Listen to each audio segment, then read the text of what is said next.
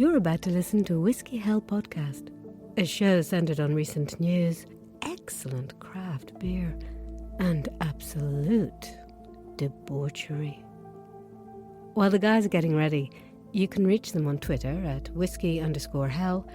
You can also go to the whiskeyhellpod.com or email them at whiskeyhellpod@gmail.com. At the end, be sure to drop them a review as a thank you for the content. Looks like they're ready. Enjoy the show, and listener discretion is advised.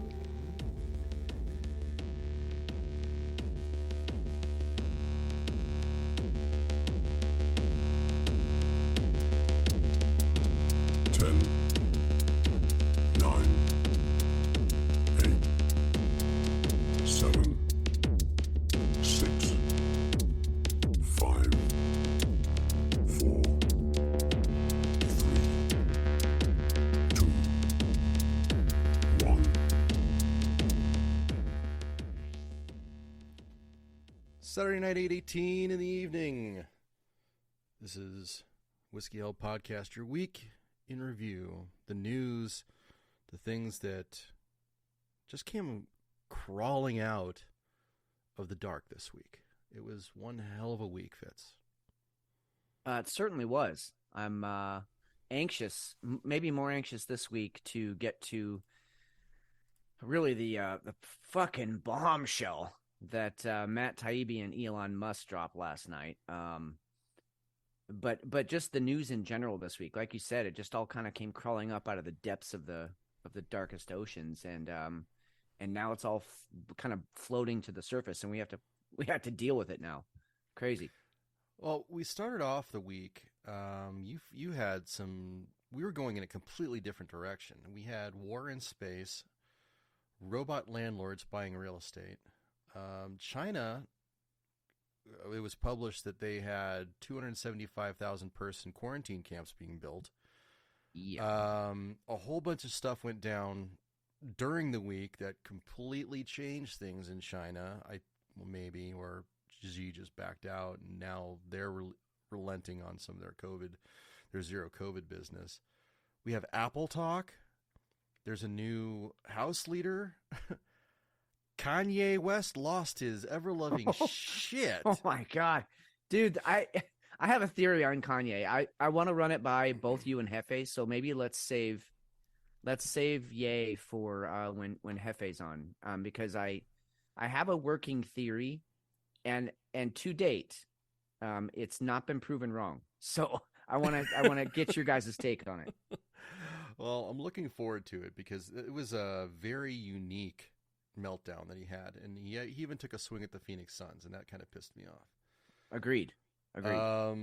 Like you said, the Matt Taibbi, Elon Musk bombshell that came out yesterday, that was massive for politics in general. I think it's gonna be really interesting where things go from there. We even saw reparations, a story about reparations in California that came up.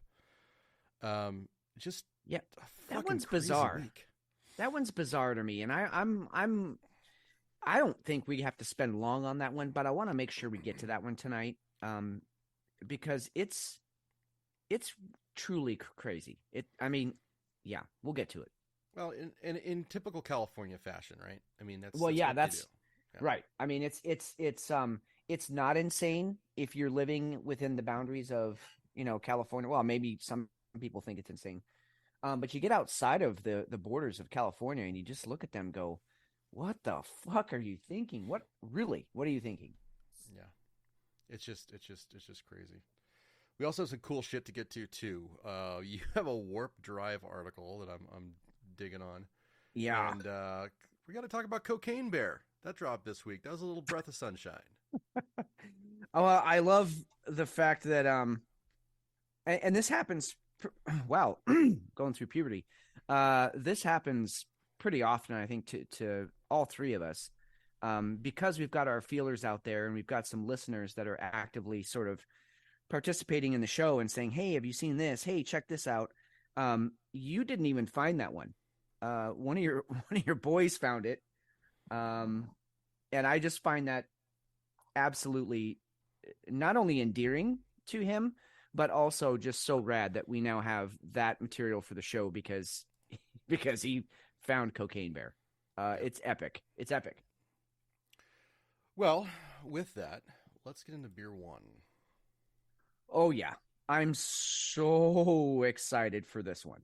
Um, Block 15, which is one of my favorite brewers from up here in the PNW.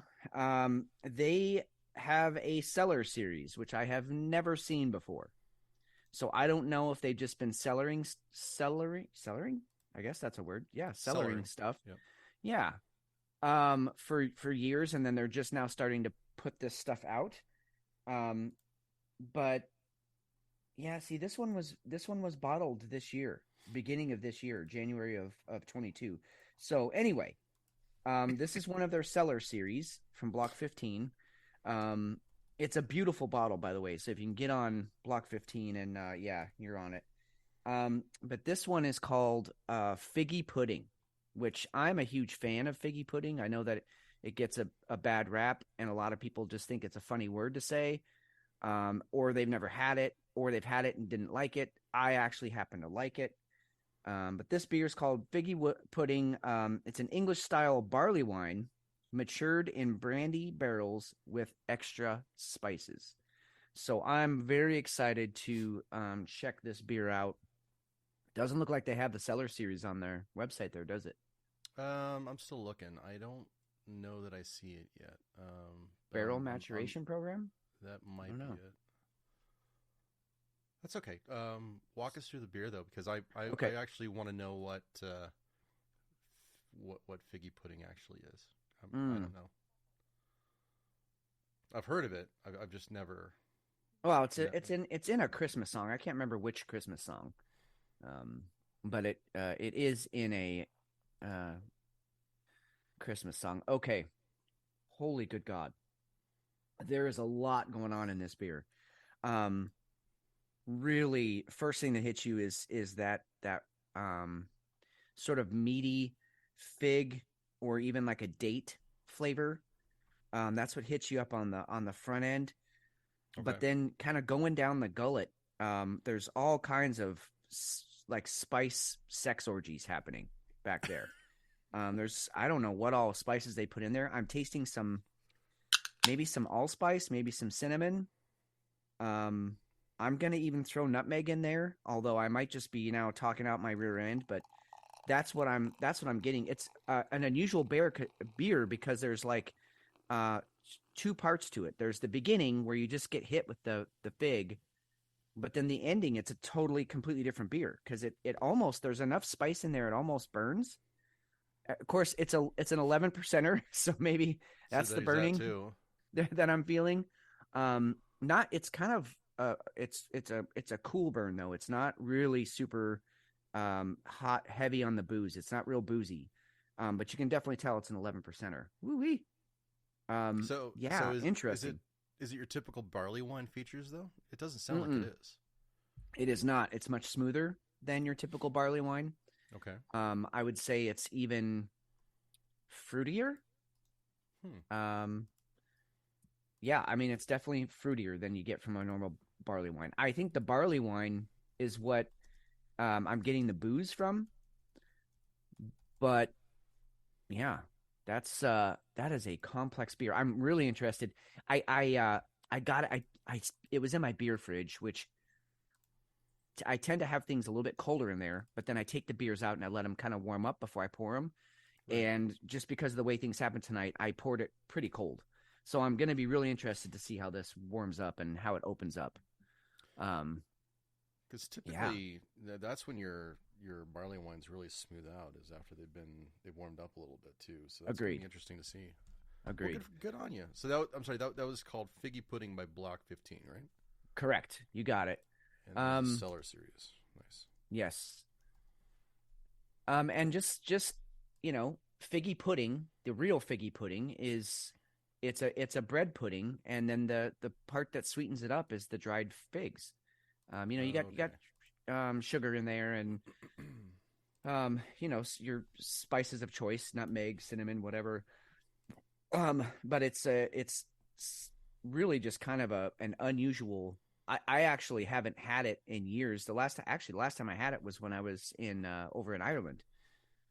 So it's not. I don't think it's real popular here.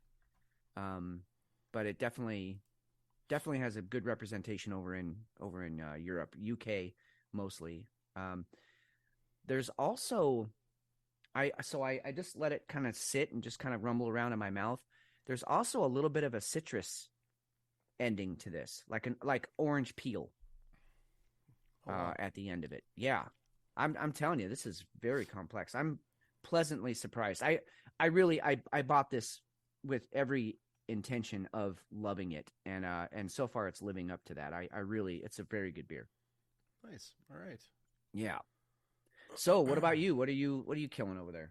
I have Bergeron Beer Company's Dutchman's Pipe Imperial Stout. Mm. Now, so I picked this up from Bottle 48 here in actually in Tempe, and it's one of my go-tos. It's 10.3 percenter. And I was lucky enough to be in there at the same time that they had the Imperial Stout, and then they also had the barrel-aged one. Oh, So I have that one also, and I'm going to drink that after this. oh, nice. That'll be a nice one too. Yeah, so we'll do a little bit of a compare and contrast, and I'm guessing it's gonna be a night beer because this is a 10.3 right now right off the bat. Night to McShane. Yeah, go ahead. I want to get what your take is on that first sip. So heavy coffee up front, chocolate on the back. Have you ever eaten just a chocolate chip? Like just eaten like a handful of chocolate chips just to go That for is that is not what I thought you were going to ask me if I've eaten. Yes, I have had a handful of chocolate chips. it? Okay. So if you took a handful of semi-sweet chocolate chips, which ironically that's exactly what they said in here, that is exactly what you're going to get right at the back end of that drink, and it is like drinking coffee. Very smooth. It's mouth-watering. It does make you pucker a little bit just because of the bitterness of the coffee. Yeah. But it is really, really, really good. Really, really super. I'm not a fan of milk chocolate. It's not the initial, Mm-hmm. putting it in my mouth and chewing it. There's something about the aftertaste, and I know this is going to sound weird, but the after smell. I don't like the smell of chocolate on my fingers. Huh. Okay. And maybe it's 25 plus years of working around kids. And Probably. they come up to me with chocolate all over their face and their fingers and stuff, but I really, really enjoy dark chocolate. And Yeah. so kind of what you're describing in that beer is more of that bitter dark chocolate flavor, Correct. which I'm totally all about. That sounds very intriguing. Yeah, it is. It leans more towards a dark chocolate than it does the semi-sweet Nestle's like chocolate chips. Yeah. So you won't get that taste about it, and that's just because of the barreling of the Madagascar beans and that heavy coffee. So it's I've had cold brews that are about like this. It's that smooth. Wow. I'm impressed. Yeah. It's a little sweet, but it's not because of the chocolate. That's the neat part. Nice. And it's a beautiful can. Just I love simple. And when I say simple, I don't mind a lot of detail. Like what was that one? Oh, Nightmare Brewing. There's a lot of detail in the artwork that they put on Mhm. there, but it's a simple matte black background Right. with like silver and a couple flashes of red. And this can here that you've got is it's black, but with that gold piping coming out, and it's Yep. beautiful. Yep. Beautiful. Really, really simple. It's good stuff. Good. Yeah. 2 good beers to start off with. That's Yeah, awesome. I'm very pleased. All right, let's get on with the rest of the news. Before we do, here are our sponsors. All right, so housekeeping wise, we have a big thank you for our listeners out there who stuck with us throughout the year. I think we went through a maturing process of sorts. Yep. this year. Definitely polished ourselves up. Got picked up on iHeart, which was awesome.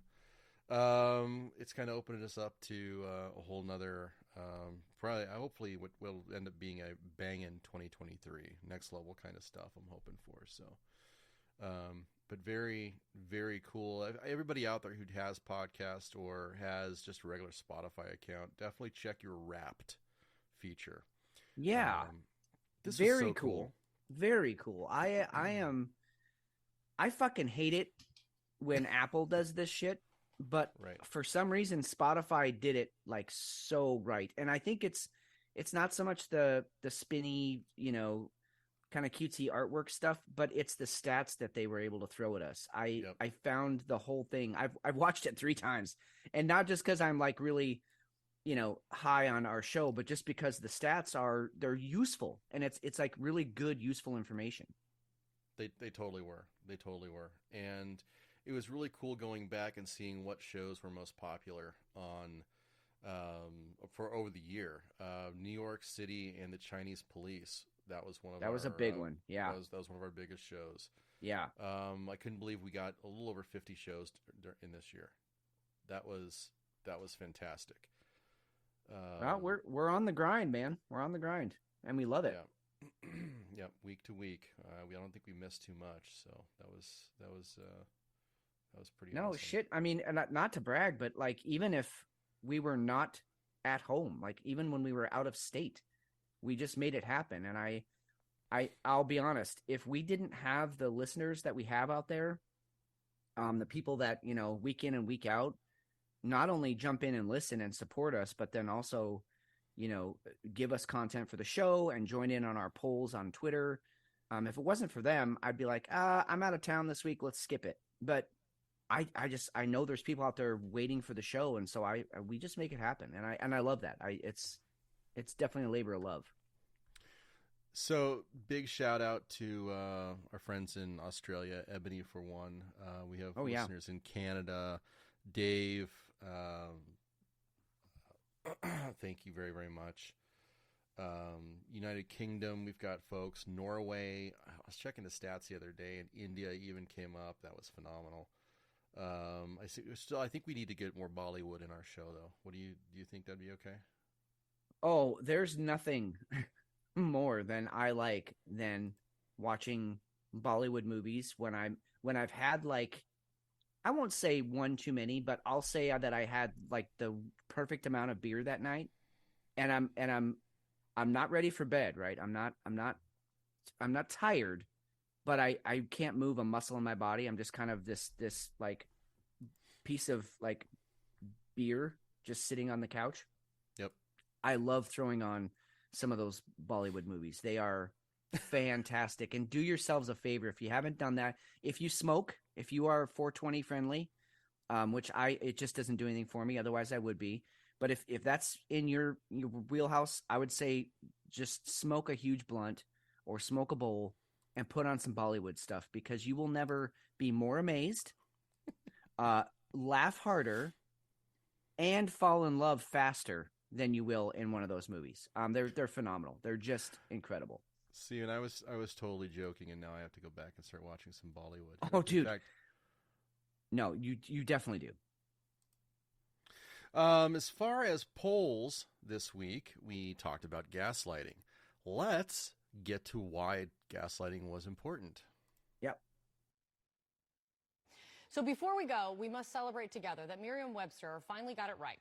Finally confirming what you have known all along. We've all known along. We are all being gaslit. Yes, you can believe it. That is Merriam-Webster's word of the year, gaslighting. Merriam-Webster defines it as the act or practice of grossly misleading someone, especially for one's own advantage. And the company says searches for gaslighting on its website increased, get this, 1,740% this year, as the words become pervasive in politics and pop culture. The term itself, though, comes from the play, an amazing 1944 film starring Ingrid Bergman and a very young Angela Lansbury, actually. That movie is about a woman whose husband slowly manipulates her into believing that she is going insane in order to try to steal the family jewels.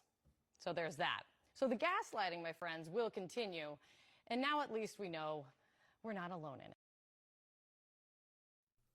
Thank you, CNN. Yeah, that's the key right there. Is that was from CNN. Maybe the worst gaslighters out there right now. Maybe, but maybe not. So this is how I took that, and I don't know if CNN meant it like that, because who trusts CNN? But I thought it was interesting that the way she was approaching it, it seemed like, is that everybody's being gaslit. It's just happening. Just suck it up and deal with it, right? I mean, everybody is. It doesn't matter whether it's CNN, Fox, or whoever, which I could totally believe that. Right. We have a Hefe sighting. Speaking of gaslighting, I have never known anyone to be able to light gas better than Hefe. What I do. Well done, Hefe. Well, how's it going, man? It's going. It's man, I hate stupid blackjack players. Oh, do tell. I try not to complain because, a lot of times I get tipped a lot of money just to throw cards around the table and talk. So I put up with the shitty ones, but man, these people that just complain. I mean, my favorite is when they complain about the first card they get. They didn't even see the second card. Right. And this lady got an 8. I mean, 8's not that bad. No. 5, 5 and 6, but still, you got to wait, see what your second card is, and then if you got a 15 or something, then it can be, But just to be like, oh, because you got a fucking 8, it's just sometimes it gets really irritating. But whatever, it is what it is. Do you remember? Speaking of stupid blackjack players, do you remember? I think it was our first time going to Vegas, and I decided to play blackjack. And I doubled down. I had a hard 12. I had a hard 12, and I doubled down. And they had to call the pit boss over, and hey, he's doubling down on a 12, and then I got a 9. Yep. So that was, folks, you don't do that, but I did it, and it paid off. Yeah, we still do that. We call out double and a hard 12, splitting 10s. We got to call it out because they're always looking for the advantage players, and that's the sign of an advantage player. Does stuff like that. Or someone who has no idea what they're doing. Yes. Yeah. I was going to say, I certainly was not an advantaged player that night. I was 3 sheets to the wind, and for some reason I did the math wrong, and I thought I had an 11, and there you go. So did you feel like you had to... Go ahead. Oh, I was going to say that first trip to Vegas, when he did that. Actually, I don't think that was our first trip, because I think I was there when he did that. And our first trip, I was 20. Oh. And I got locked in the room when you guys went drinking. Oh, right. I was already drunk from what we brought up there, Zima, I think, and Corona. Right. But that's that trip when we we went to the Tropicana, is where we stayed. Or maybe it was Tropicana. But anyway, I was walking through the park. No, that's right. Tropicana. We stayed there like the first 2 or 3 times we went, because it was like the cheapest one still on the strip. Yeah. And I had to go back out to the car and get my bag. And walking back in, this girl pulls up to me, really big black woman, pulls up alongside me as I'm walking in and says, "Hey," and I turn and I say, "Hey." She says, "You like big titties?" Well, yeah. I like big titties, yeah. And she goes, "How about this one?" And she pulls her shirt down, and there's this big giant boob, and I was so scared. No idea. I had no idea what Vegas was all about. And that was a good crash course right there. And I said, "No, I gotta go. I gotta get inside," and I ran on my way. You know what that was? You guys familiar with Mike Tyson's famous quote that everybody has a plan until they get hit in the mouth? Yep. That was that quote, right? Like just in your face. Like, hey, I know what Vegas is all about. It's gonna be a lot of fun. Oh shit, that's a giant boob. What do I do? That's awesome. That's a great story. tuck tail and run. Yeah. I think I was Thank even you. there for that one. I think I was even there for that trip too. Yeah, I think you were I too. remember that story. And if you're gonna go and you're gonna pick up 60-year-olds, there's no better place than going into the Tropicana. Exactly. Or a one-legged woman. Did you guys ever hear that story? I don't think No. so. Yeah. So, all right, quick, brief story. So, our mutual friend John, it was his bachelor party, and I went up there for it. I was one of the best men, so I had to go, of course. Helped plan it. We rented out the huge penthouse up in the D. We rented the penthouse, which slept about 6 of us, and then everybody else who came, because there was like 12 total. Everybody else who came had to get their own rooms.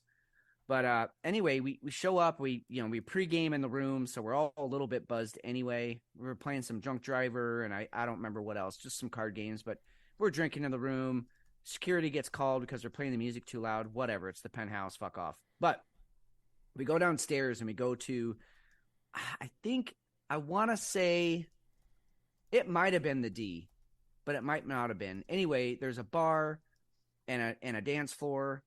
And there's, mostly, I want to say like it's a 50 and older crowd because it's off the strip. We're in old town, right. Vegas. And so it's mostly old people dancing on the floor. But there's this one really cute girl. I mean, and she's cute, like legit cute. And she's wearing this little sundress. And she's got a crutch. All right, I saw the crutch. I'm not gonna lie, I saw the crutch, but I was like, maybe she sprained an ankle or whatever. Anyway.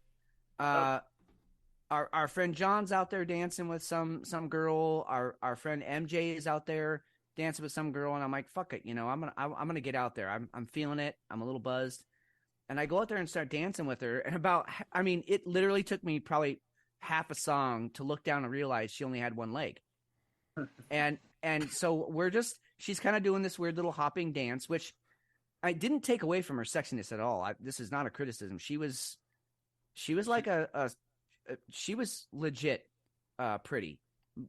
So I'm dancing with her, and so she says thanks, and I thanks. I said, can I buy you a drink? She says, oh no, I'm here with my friends. It's a bachelorette party, and I'm like, oh, we're with a bachelor party. We should all hook up later.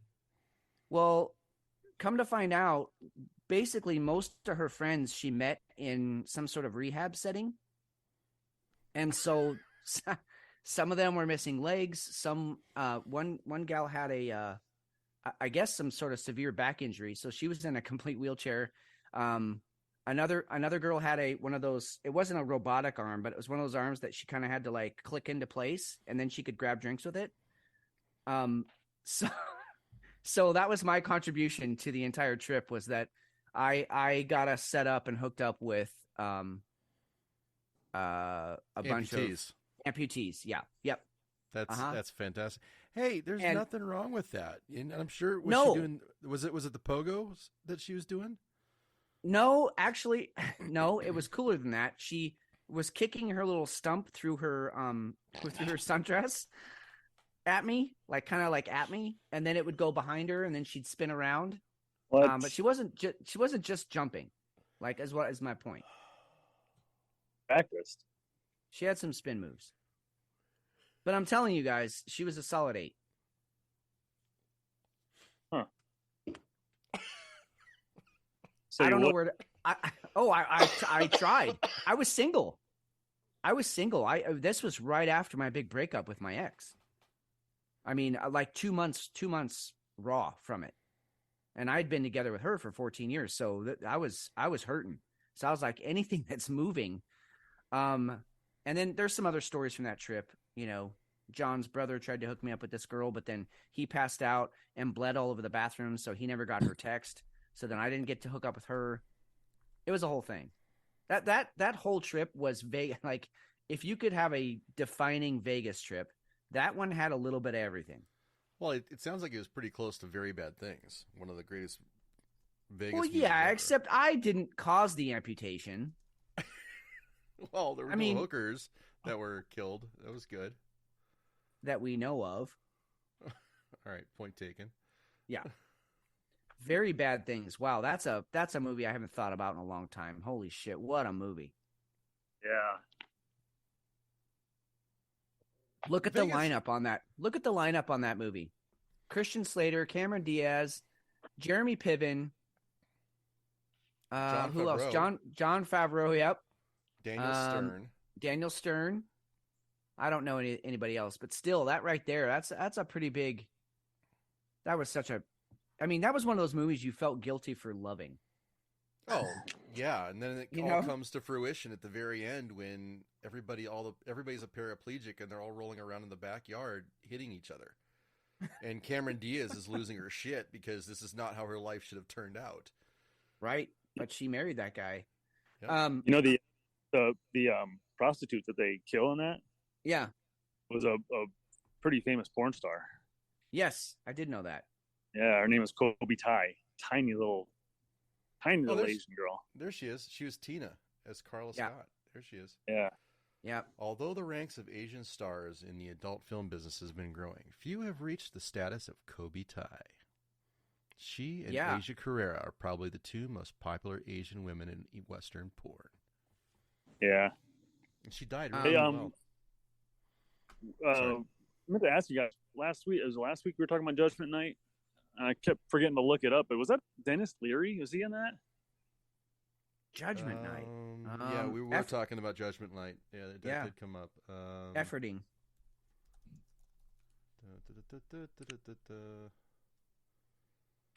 That was the 1993 Emilio Estevez, Cuba Gooding Jr. Yeah, I didn't think. Dennis Leary, he was Fallon. Oh, shit. Jeremy Piven was in that one, too. And Emilio Estevez is in that? Wow. And Cuba Gooding Jr. I remember Cuba Gooding Jr. I remember he was, he was a badass. And Stephen Dorff. Well, yeah, Jeremy Piven, I know he went through a really rough spot like the last 2-3 years. He got wrapped up in big time in cancel culture. It doesn't take away from the stuff that he did. It was, sexual harassment stuff. I'm not taking away from that, but he was a part of that.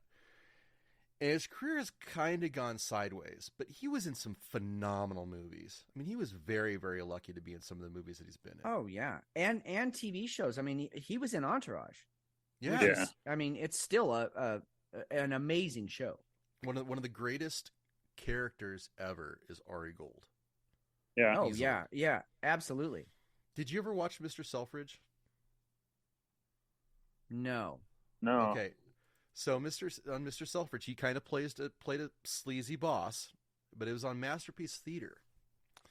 And he played basically a retail store owner, and built this empire. There's about 40 episodes. I totally suggest watching it if you want to see him play something that actually requires a great deal of acting chops versus just being a goofball, a dick, or just a comedian. I mean, he actually can act. I mean, he's got actual acting chops. Isn't he good friends with what's his name? Cusack also, isn't he in that whole? I think that's how, because he was in Say Anything and a couple other Cusack movies. Grosse Point Blank, he was in it. He was his best friend in Grosse Point Blank. Yep. He's been in a lot of shit. He's gone back to doing stand up now. Oh, okay. I mean, he's actually supposed to be out here pretty soon, I think. He wasn't in Serendipity with him, was he? Yes. Yeah, he was. Yeah. Yep. What? Yeah. Really? Okay. Yep.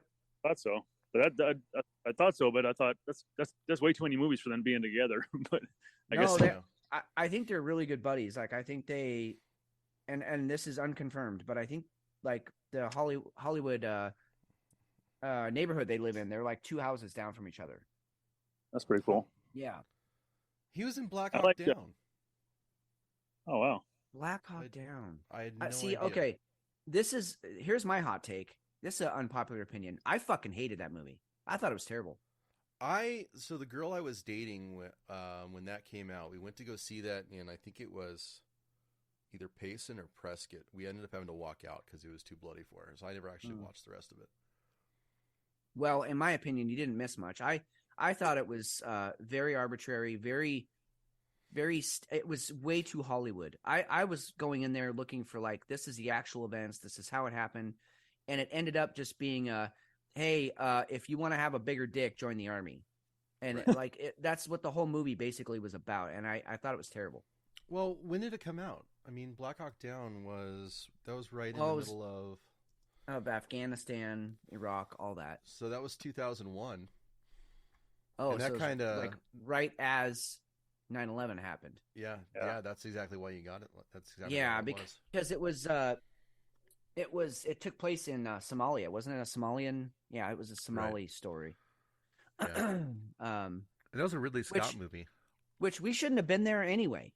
In Somalia, that's the other thing I hated about it, is it like completely vilified these people that were like fighting for their own tribal lands that go back 5,000 years. And here we come with our fucking helicopters, and they're lucky enough to shoot one down, and then we vilify them and make heroes out of the guys that survived the crash. I don't know. I thought it was bullshit.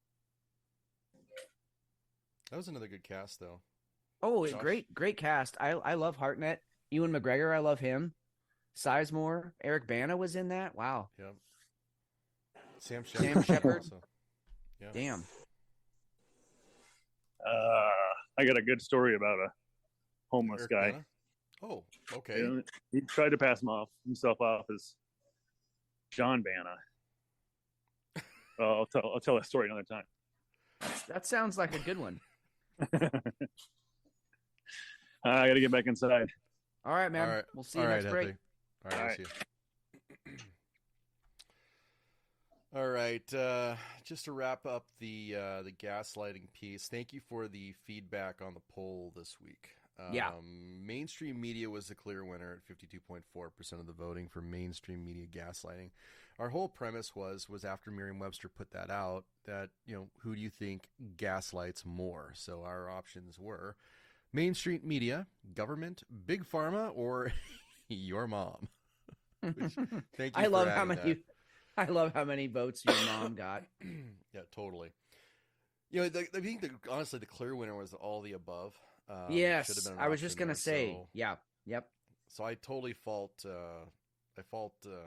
Twitter for not having more options there. But then I guess you could have somebody do a poll of like 19 things, and then what are we really polling at that point? Right, you're not going to get it's invalid at that point anyway. Yeah. And I think all of the above. When we look at those three areas, mainstream media, government, and big pharma, aren't those all? I mean, they're kind of all the same monster.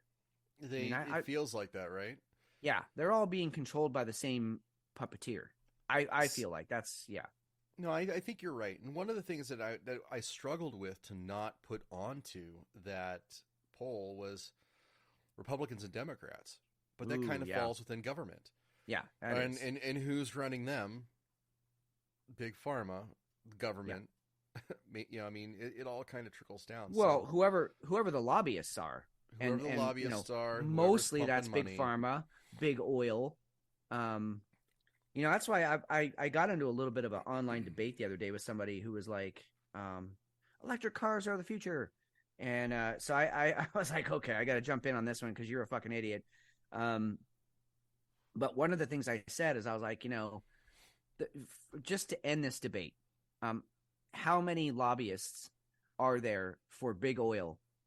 And then how many are there for electric cars? Electric cars are never going to win that fight unless they get more lobbyists in Washington, and or kill all the the big oil lobbyists, because those guys have been there since the 60s, and just generationally passing this shit on to their kids or whatever to be lobbyists for the next generation. That's a huge lobby, and if and this is just me just now talking, but we've proven there's not enough electricity out there if all of us had to replace our electric car, our gas powered cars with electric powered cars tomorrow. So if they win and everybody's driving electric, guess what? Not everyone's going to own a car. In fact, half of the people that own one now will own it. It'll just be for the elite. If you're in Sweden, they've actually decided that you're not going to be able. There's going to be electric vehicle holidays where you do not drive your electric vehicle because they cannot produce enough power for them and everything else. And that's guys on the high end, electric vehicles make up about 15% of the fleet right now. 15% on the high end. So you're talking about you want everyone to have an electric car. It's never going to happen. Never. In my opinion. Now, they might make our gas cars illegal, but then just a lot of us aren't going to drive. Not all of us are going to own electric vehicles. Crazy. All right, let's get on with the rest of the news. Before we do, here are our sponsors. All right, so War in Space. You found this one. Would you like to kick it off? Sure. And you know what caught my eye was that the title of this is written by The Guardian, by the way, which is a UK English newspaper, been around for a long time. But the heading on this article, the headline is "Life No Longer as We Know It. A war in space would have devastating effects, military experts say." And in my head, I'm like, no shit. We have no fewer than like 5,000 satellites circling the Earth right now, artificial man-made satellites. Yeah, at least. Okay, so you put a weapon up there that just can systematically, robotically, 24/7 just go and start hunting people's, comm satellites and military satellites and GPS satellites, all those things. Yeah, life's gonna change. So I had to click on this thing and read the article, and I'm just as a general brushstroke, I'm very disappointed in The Guardian these days. I used to really respect them as a juggernaut of journalism. Right. And they're just not anymore. It was poorly written. It was had a lot of holes to be poked in it. Like, it was this very person, clickbaity. It totally was, which I fell for. So they did a good job on that. But yeah. Someone went out and talked to an actual military expert, and this is all they got for us. The one interesting thing that they did talk about was that you could blow up, say, 10 satellites, and that would cause the International Space Station, Starlink, all the other satellites, not just in the vicinity, but in orbit, would have to change their course, because you have the debris now that you have to, be thinking about and worry about. So it's not even like you'd have to destroy all the satellites.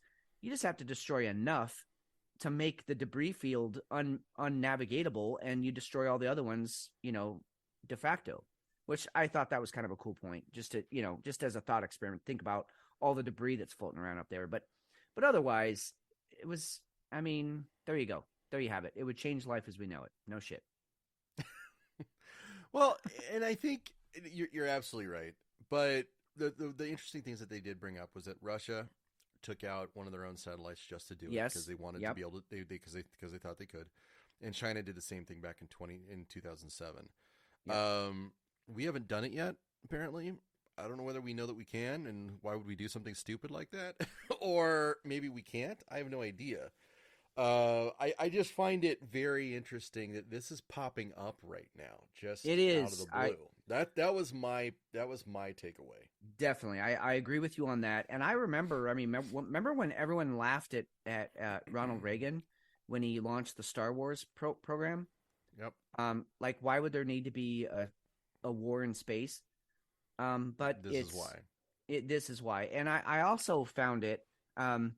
There's a concept of like sovereign airspace. So like, let's say we're in, let's use Somalia, and we have a U.S. consulate there. We have sovereign airspace, supposedly, quote unquote, to infinity above that consulate. Like, there's a column of airspace above that consulate that is U.S. territory. Except that it doesn't seem to apply to satellites. So in other words, the satellites can fly right over that airspace, and nobody freaks out.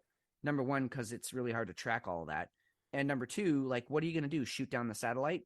Well, now, like, yeah, maybe we're going to shoot down the satellite if it crosses into my airspace. So then you multiply that times all the consulates around the world for every country. That could get really sticky. I don't know. It's definitely, well, it's definitely, I mean, it is really an interesting problem. And I think it's become more prevalent now just because of the number of satellites that are actually up there. So your number was absolutely on point for 2021. Check this out. According to the Index of Objects Launched into Outer Space, maintained by the United Nations Office for Outer Space Affairs, UNOOSA, that's their acronym. Fucking UNOOSA. UNOOSA. Sorry. Yeah, UNOOSA, yeah. What? There are 8,261 individual satellites orbiting the Earth. An increase of 11.84% compared to April of 2021.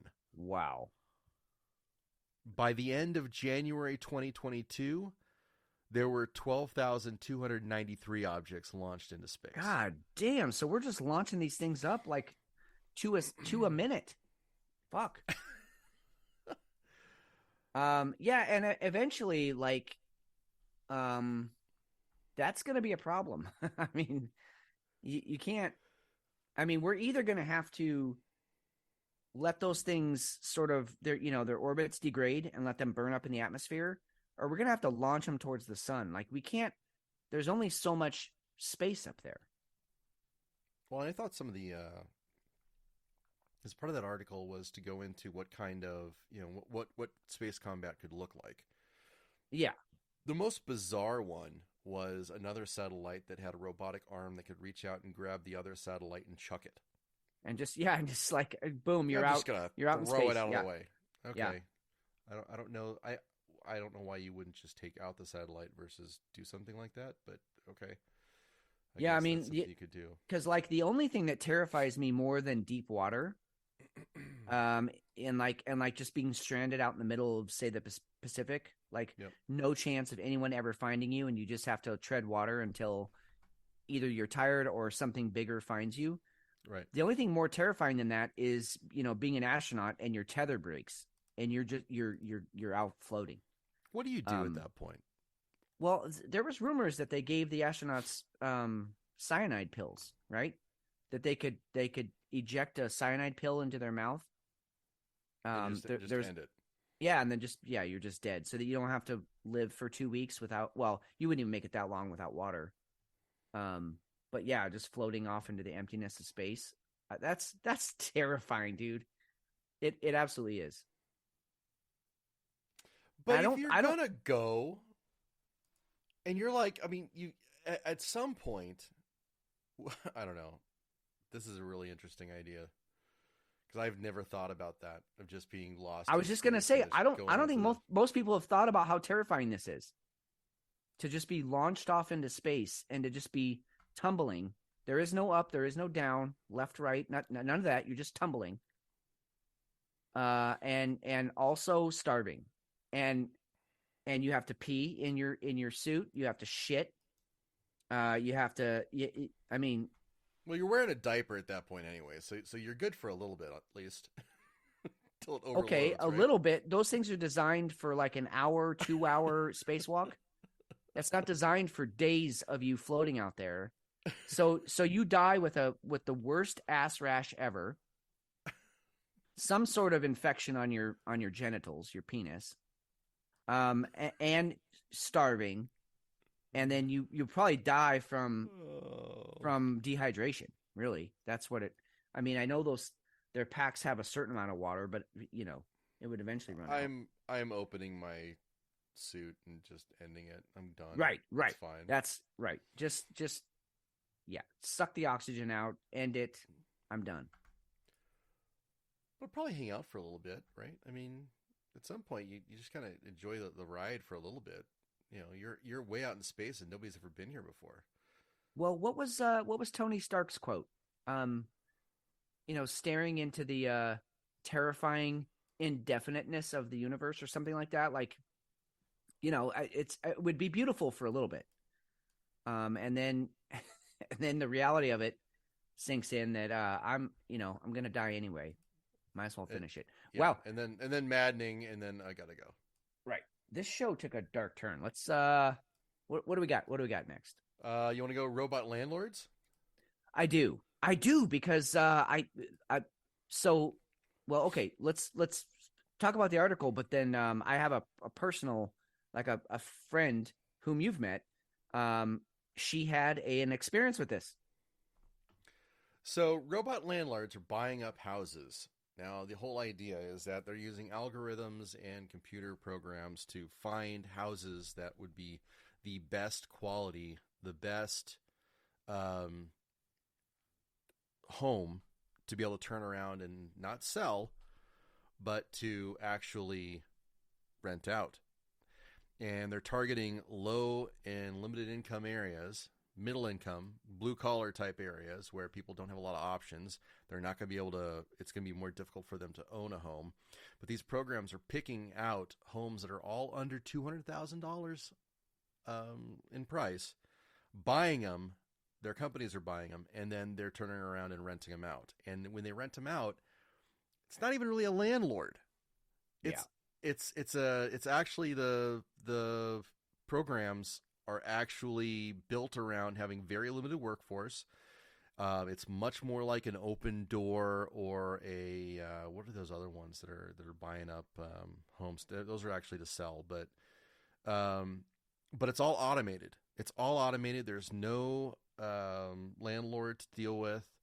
When you go in to look at the home, you've actually got a 6-digit code. You go in, you look around the house, you decide, do I want to go ahead and rent it? Okay, maybe not. As soon as you close the door, you get a text that says, hey, hope you like the house. Would you like to rent it? And then it goes through and does all the processing like in seconds. It's freaky, but man, is it relevant with how much the housing market's crashing right now. Yep. And it's also, I mean, if you think about, these big companies, BlackRock or whatever, or that other company, and I know who you mean, and I'm trying to remember the name of it, because we actually talked about it on the show a few months ago. Right. We brought them up because they're buying up entire neighborhoods, but it's incredibly efficient and cost effective to have a computer, an AI, basically, running all of your emails that come in of people that are interested, setting up the time that they can go in and check it out, validating that they're a real person, matching the picture of their face to their license that they submitted, all that stuff. And this is all in the article. I really highly encourage you all to read this article, because as scary as it is, it's kind of fascinating what people have come up with. Right. And then, like you said, you go in, you check the place out, and then immediately you get a text saying, did you like it? Do you want to proceed? So my wife's cousin, whom you've met, we will call her Ray. Yeah. She is looking to move, and the last 3 places that she went to were all done exactly like this. And that's in your area, in the Phoenix metro area. That she never met a person, no realtor met her. No one was there to show her the place. They just sent her a code. You go in and check the place out on your own, and then you leave. And did you like it or not? Thumbs up, thumbs down. What do you think? Then they go in and they run they've got all your numbers. They've got they run your credit, and then they decide whether you're even a good fit right off the bat. I mean, that's exactly what happened. Actually, they said, based on your numbers, is how they sent her the text.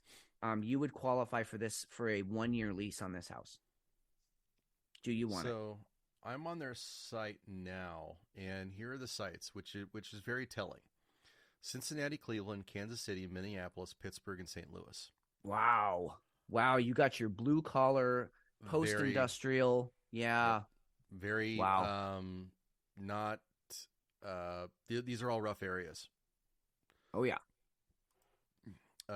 Just clicked on Cincinnati, homes for rent in Cincinnati.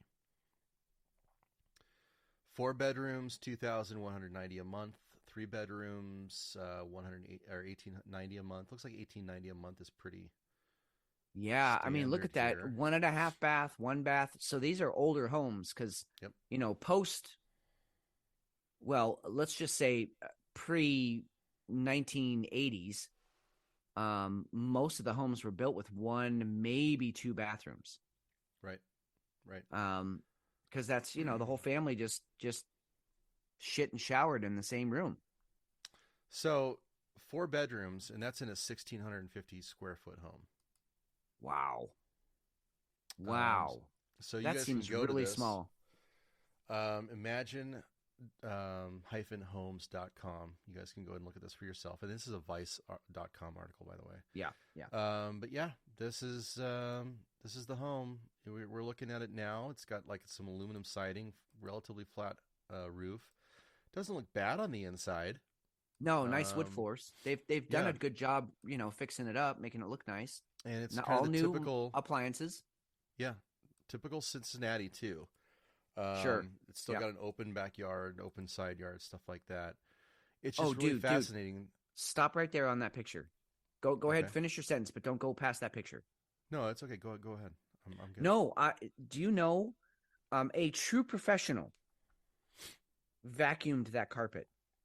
Look at the fucking grid on that. Oh yeah, It is perfect. you're absolutely right. Do you know how You're hard that absolutely is to do? Uh-huh. To get the carpet tracks like that? Wow. That was a professional. My hat's off to you, young lady / man / they. I don't know who did it, but whoever it was a fucking professional. Wow. So I guess the disturbing thing for me after reading that article was that these are perfectly good homes that would be great for somebody for a first time for my kid. And when he's coming out and this is his first home, yeah, it's probably going to should run probably about $175,000 a year. Or I'm sorry, $175,000 to buy. You get your first loan, you go out there and you buy it and stuff like that. But these are all being bought up at pennies on the dollar. And now they're being rented out, like the one that we were looking at, the 1,650 square foot, 2.5 bath, 4 bedrooms, $2,190 a month. So it's absolutely destroying anybody from the middle class down who has any hope of actually buying a home. That sucks. Of home ownership, yeah.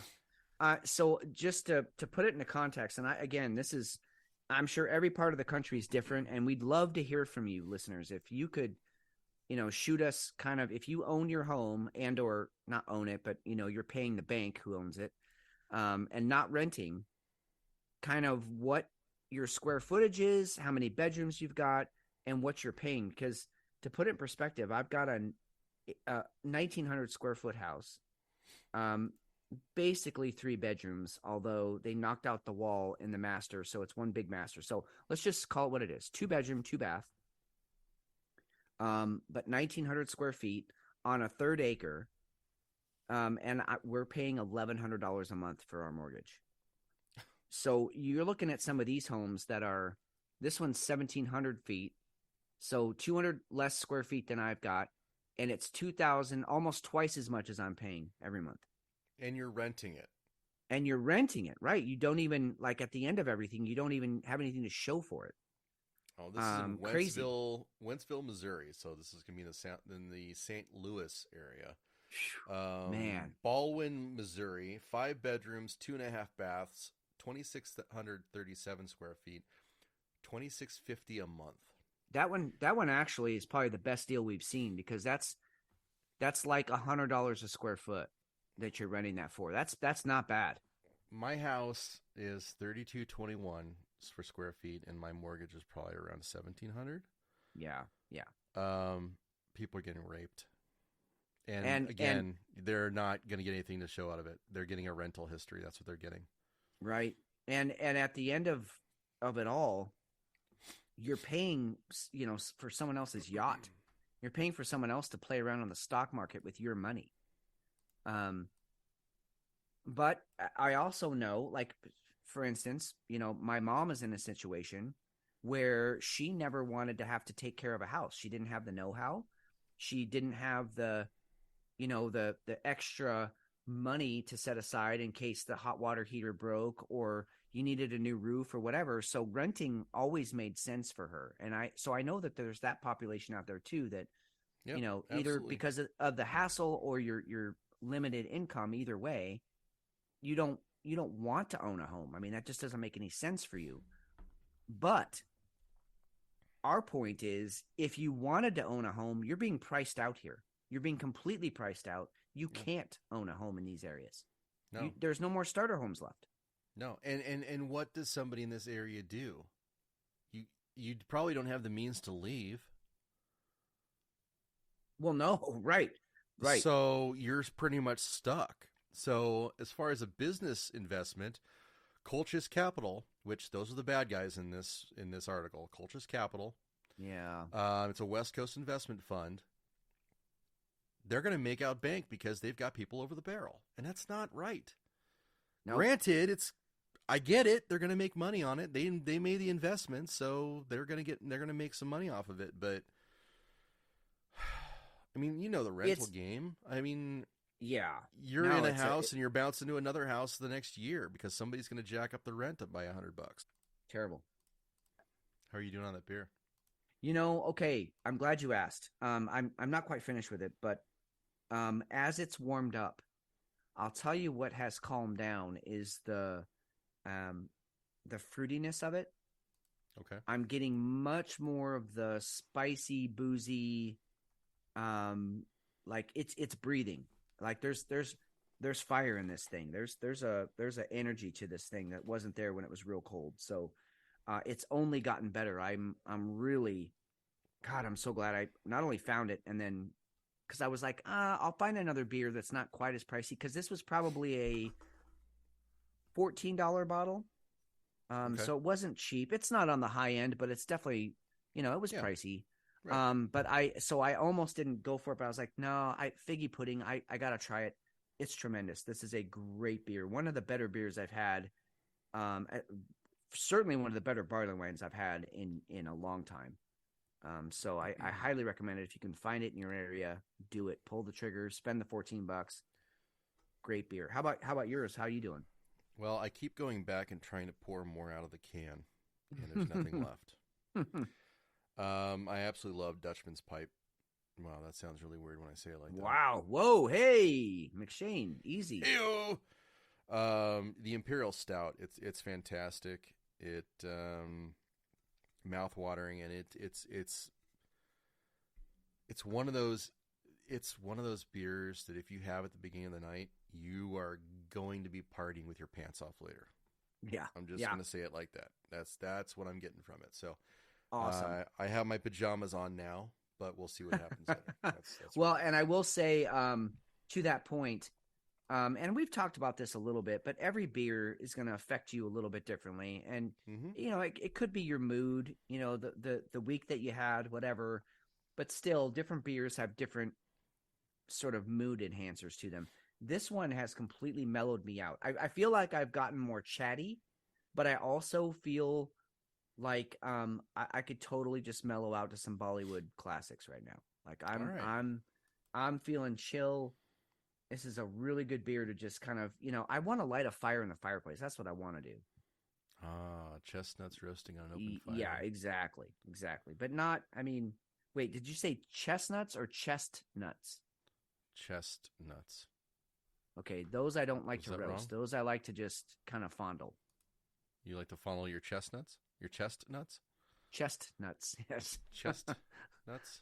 My chestnuts, now those I like to roast and eat. So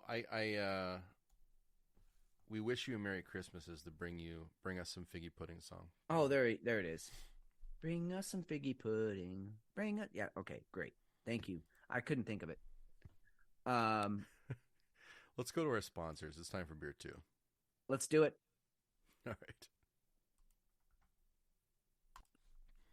All right. So coming back into beer 2. Second half of the show, Fitz. Let's stop calling it the second half. Let's start calling it the better half. The better half, the sauced half. Yeah, exactly. So I am, like as advertised earlier, I'm actually going to be bringing up Dutchman's Pipe Barrel-Aged Imperial Stout. I'm going to take a picture of it, and I will get it up online here. If you send me yours, I will get that out there too, because I think folks like knowing what we're drinking week to week. if you show me mine, I mean, if you show me yours, I'll show you mine. Wow, that was hard for me. Moose Lodge is likes knowing what we're drinking. I appreciate them for that. Yes, me too. Patient Zero also digs know what we're drinking from week to week, as does Tabby and Happy Hour Pod. So anything we can do to further the craft beer initiative, I think we should do that. So I think hey, and I just quick shout out to you mentioned Tabby from Happy Hour. Yeah. Quick shout out to her. And I I'll just keep it very general. She's just a really genuine, like a genuinely genuine person. Like, I don't know how else to say it, but like, what you see is what you get. And she's she just open and honest and sweet, and I just appreciate that in people. So shout out to and super supportive of our show. My God, like, even when we put out like maybe not our best show, she's like, I loved it. I'm like, that's the kind of fan. You and I are like, oh wow, that was that. Yeah, it was a train wreck, but she's like, no, it was great. I loved it. So anyway, just shout out to her, and thanks for supporting the show and being a good podcasting buddy out there. And again, we have experienced nothing but just solid, folks embracing this show and supporting us and mentioning us in their tweets, and we mention them in their tweets. It's just such an amazing community. So I'm proud and honored to be a part of that community. But Tabs, you're on the top of that pile. So thanks for being out there. All right, I second that. So thank you for saying that. Yeah. Aged for 2 years in Havenhill bourbon barrels. This is going to be a good one. I need to find it online still. 2 years. 2 years. Here we go. Good God. I smell the barrel. 2 years ago, we were all still afraid of COVID. That's how long that's been. Oh, shit. Oh, yeah? Mm-hmm. Talk to me, Daddy. Oh, so all the features of the first one, only now it's boozy. Oh, okay. Okay. So I want you to imagine taking a drag off of a great cigar, following it with a great whiskey. And it's deep, it's dark, it's beautiful. That's a sipper. Dude, okay. So one of my more clear and vivid and favorite memories of you and me was we went out to that cigar bar. I think it was out in Chandler. Foxes, yes. Okay, I was gonna say something about Fox. And you and I picked so we picked these. I'm pretty sure they were Imperial Stouts. And the really sexy bartender behind the bar, he was like, yeah, those are my favorite Imperial Stouts. And then he said, here's what you pair it with. And he told us the cigars to go find. So then we went and found the cigars. They had a humidor. They have a humidor in that bar. Right. Yep. And we found them, and we sat down on those leather chairs. We fucking lit up. And it was just one of those times, like, I'm with one of my favorite people. I'm drinking a fucking amazing beer. I'm having an amazing cigar. And regardless of like how much that night cost, it didn't matter. Like, that memory's still in my head. Oh, totally. I don't remember how much I spent, but I guarantee you I'll remember that to the day I die. So, well, you forget about what you spent because it was such a great night.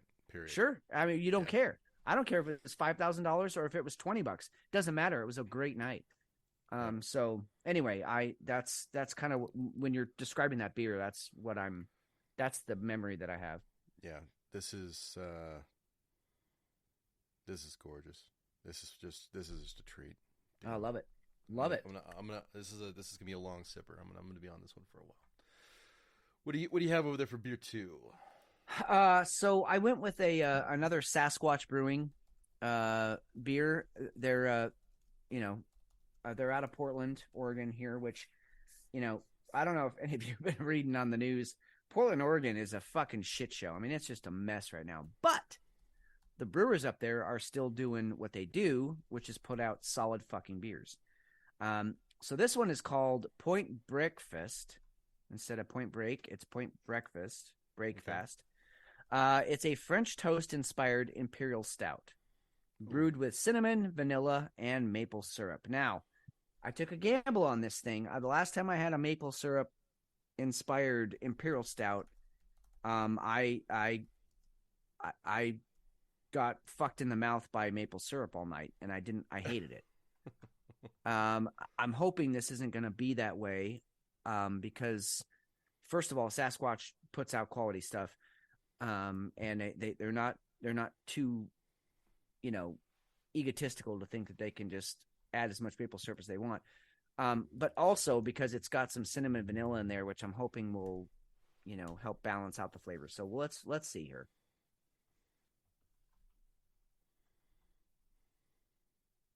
Oh, that's nice. Oh, goodness. All right. Okay. So have you ever, the cinnamon sticks? Yep. Yeah, the actual cinnamon. You ever stuck one of those up your ass? Not since 2006. All right. Well, okay. Never mind that then. This is just a really good beer. No, this is really, it hits you with the cinnamon right up front. Wow. Very nice. Cinnamon vanilla first. Maple syrup, I'm getting a little bit, but not overwhelming. This is an imperial stout with that cinnamon vanilla way up front, and then I guess the maple syrup kind of brings in the meatiness and the sweetness at the end, but it's not a maple syrup imperial stout. It's definitely much more that actually, hold on, I completely skipped over the headline here. It's a French toast inspired imperial stout. It tastes like French toast. That's what I'm getting. But it's not. It's not like ravaging you. Right? No. The cinnamon stick is resting comfortably up there. The vanilla is sort of coating my, mouth and okay, and maybe my genitals. And then the maple syrup is just like a drip, drop, drip, after everyone finishes. If that makes sense. So it's like the remnants of the after.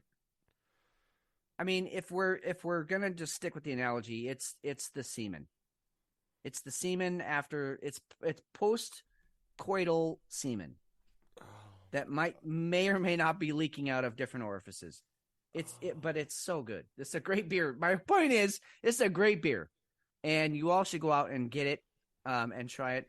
And you know what's also nice? After that 11%er that I had, this one's only an 8.5, so I should definitely be coming down off of the figgy pudding. Yeah, me too. Hi. Oh, hey, we got a Hefe, not sighting. That was like an audio enema. That was like an audio enema. What's Hefe? When you think of postcoital semen, what do you think of?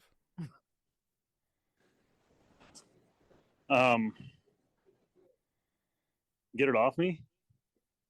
Okay, so not French toast? Nope. Well, okay. You are missing out, my friend. Hey, actually, quick question. When was the last time you like a cinnamon stick? You know what a cinnamon stick is, right? Yeah. Yeah, you've seen those. When was the last time you had one of those in your anus? I've never been to your anus. Not my anus, up Dad your jokes. anus. Dad jokes. Space Dad jokes. I had that shit on this past weekend because of Thanksgiving, so it's probably the Wednesday before Thanksgiving. Okay, so Hefe knows what I'm talking about. You stick that up there, and you get a completely different experience from the cinnamon stick than you do if you stick it in your mouth. That's good because I've totally forgotten. It's like drinking a Coke, but with Pop Rocks in your mouth. Thank you. It's exactly what it's like. Explosive diarrhea without the explosive. Isn't that a Pacific Rim job? Yeah, we found out what that meant this week. If by the way, listeners, if you don't know what a Pacific Rim job is, check that out, and then you're welcome.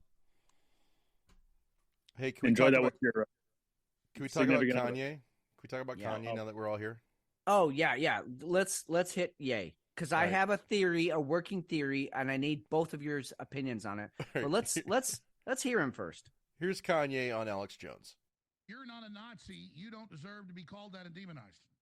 Well, I see good things about Hitler also. I love everyone, and Jewish people are not going to tell me you can love us, and you can love what we're doing to you with the contracts, and you can love what we're pushing with the pornography. But this guy that invented highways, invented the very microphone that I use as a musician, you can't say out loud that this person ever did anything good, and I'm done with that. I'm done with the classifications. Every human being has something of value that they brought to the table, especially Hitler. Kanye's moved on past genocide. He's okay with Oh, Hitler. my God. That's fucking amazing. And you know what I love that he's wearing pantyhose on his head. Yeah, no, it's a zip up fucking. It's like a zip up face mask. It's 'Cause like it had a zipper seam. He's a really shitty superhero now. And then you realize, like, if he was trying to hide his identity, which I guess maybe he wasn't, but he's wearing because he has a clothing line, right? That's one of his jackets that he's wearing. And Okay. it's weird that he's wearing gloves too. What was he trying to? What was the point there? I have no idea. He's on Alex Jones' show. What's the point of that? Well, he's definitely a Trump supporter. I mean, we know that he's a MAGA guy. Yeah, but And Alex Jones is a he's MAGA guy. He's well, I think both of them have transcended the whole MAGA treatment. I mean, he's fringe MAGA, and he's on his own. They're both on their own level.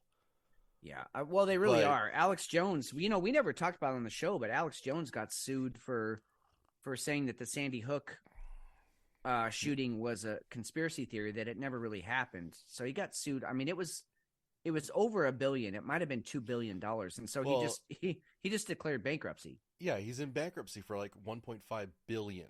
Yeah, I mean, yeah, that's some crazy shit that's out there, and that's not what Whiskey Hell's all about. Okay, are you guys ready for my working theory here on Kanye? Yes, please do. All right. Deep breath. All right. So he's admitted many times he's off his meds. So people have speculated maybe he's bipolar, maybe he's, manic depressive, which is basically bipolar, but like on steroids. I actually don't. I think he has either like an alien egg in him or alien sperm, and they are fighting for control of his consciousness. So when he's on the straight and narrow and he's making really kick-ass music, that's Kanye. But when the aliens that have inseminated him in whatever way start to take over, then you get this stuff. And so far, this is alien shit he's talking about. Like he's taking a huge giant space view of like, well, Hitler actually did some good. That's not human speaking. That's like aliens being like, well, actually, humankind wouldn't be where they are without Hitler. So I don't know. What do you guys take on that? I think he's got an alien and human, components to him, and they're fighting for control. That kind of makes sense. I love that you said every human has something to bring to the table, especially Hitler. See? He talks about humans as humans. Yeah. Not as people. You might be onto something there. Okay. Thank you. Shit. Thank you. Thank you, Hefe, because you're like kind of, and I don't mean this as an insult, but you're kind of the rational one of Whiskey Hell. Jesus Christ. So I feel like you saying I might be onto something really makes me feel good. Thank you for that. Did you ever see that picture of my grandfather that has the person Kanye? cut out of it. No, it's an old picture from Germany, and it's my grandfather, and he's standing next to somebody, and that person is cut out of the picture, but you can see their arm, and it looks like well, my older sister always thought it was Hitler standing next to him. Oh, no, I'm not sure I ever saw that. You and I got into the deeper, darker secrets of our families, but I don't think I ever saw that picture. Yeah, I mean, that person was cut out for a reason, but I don't know why she thought it was Hitler. But I don't know.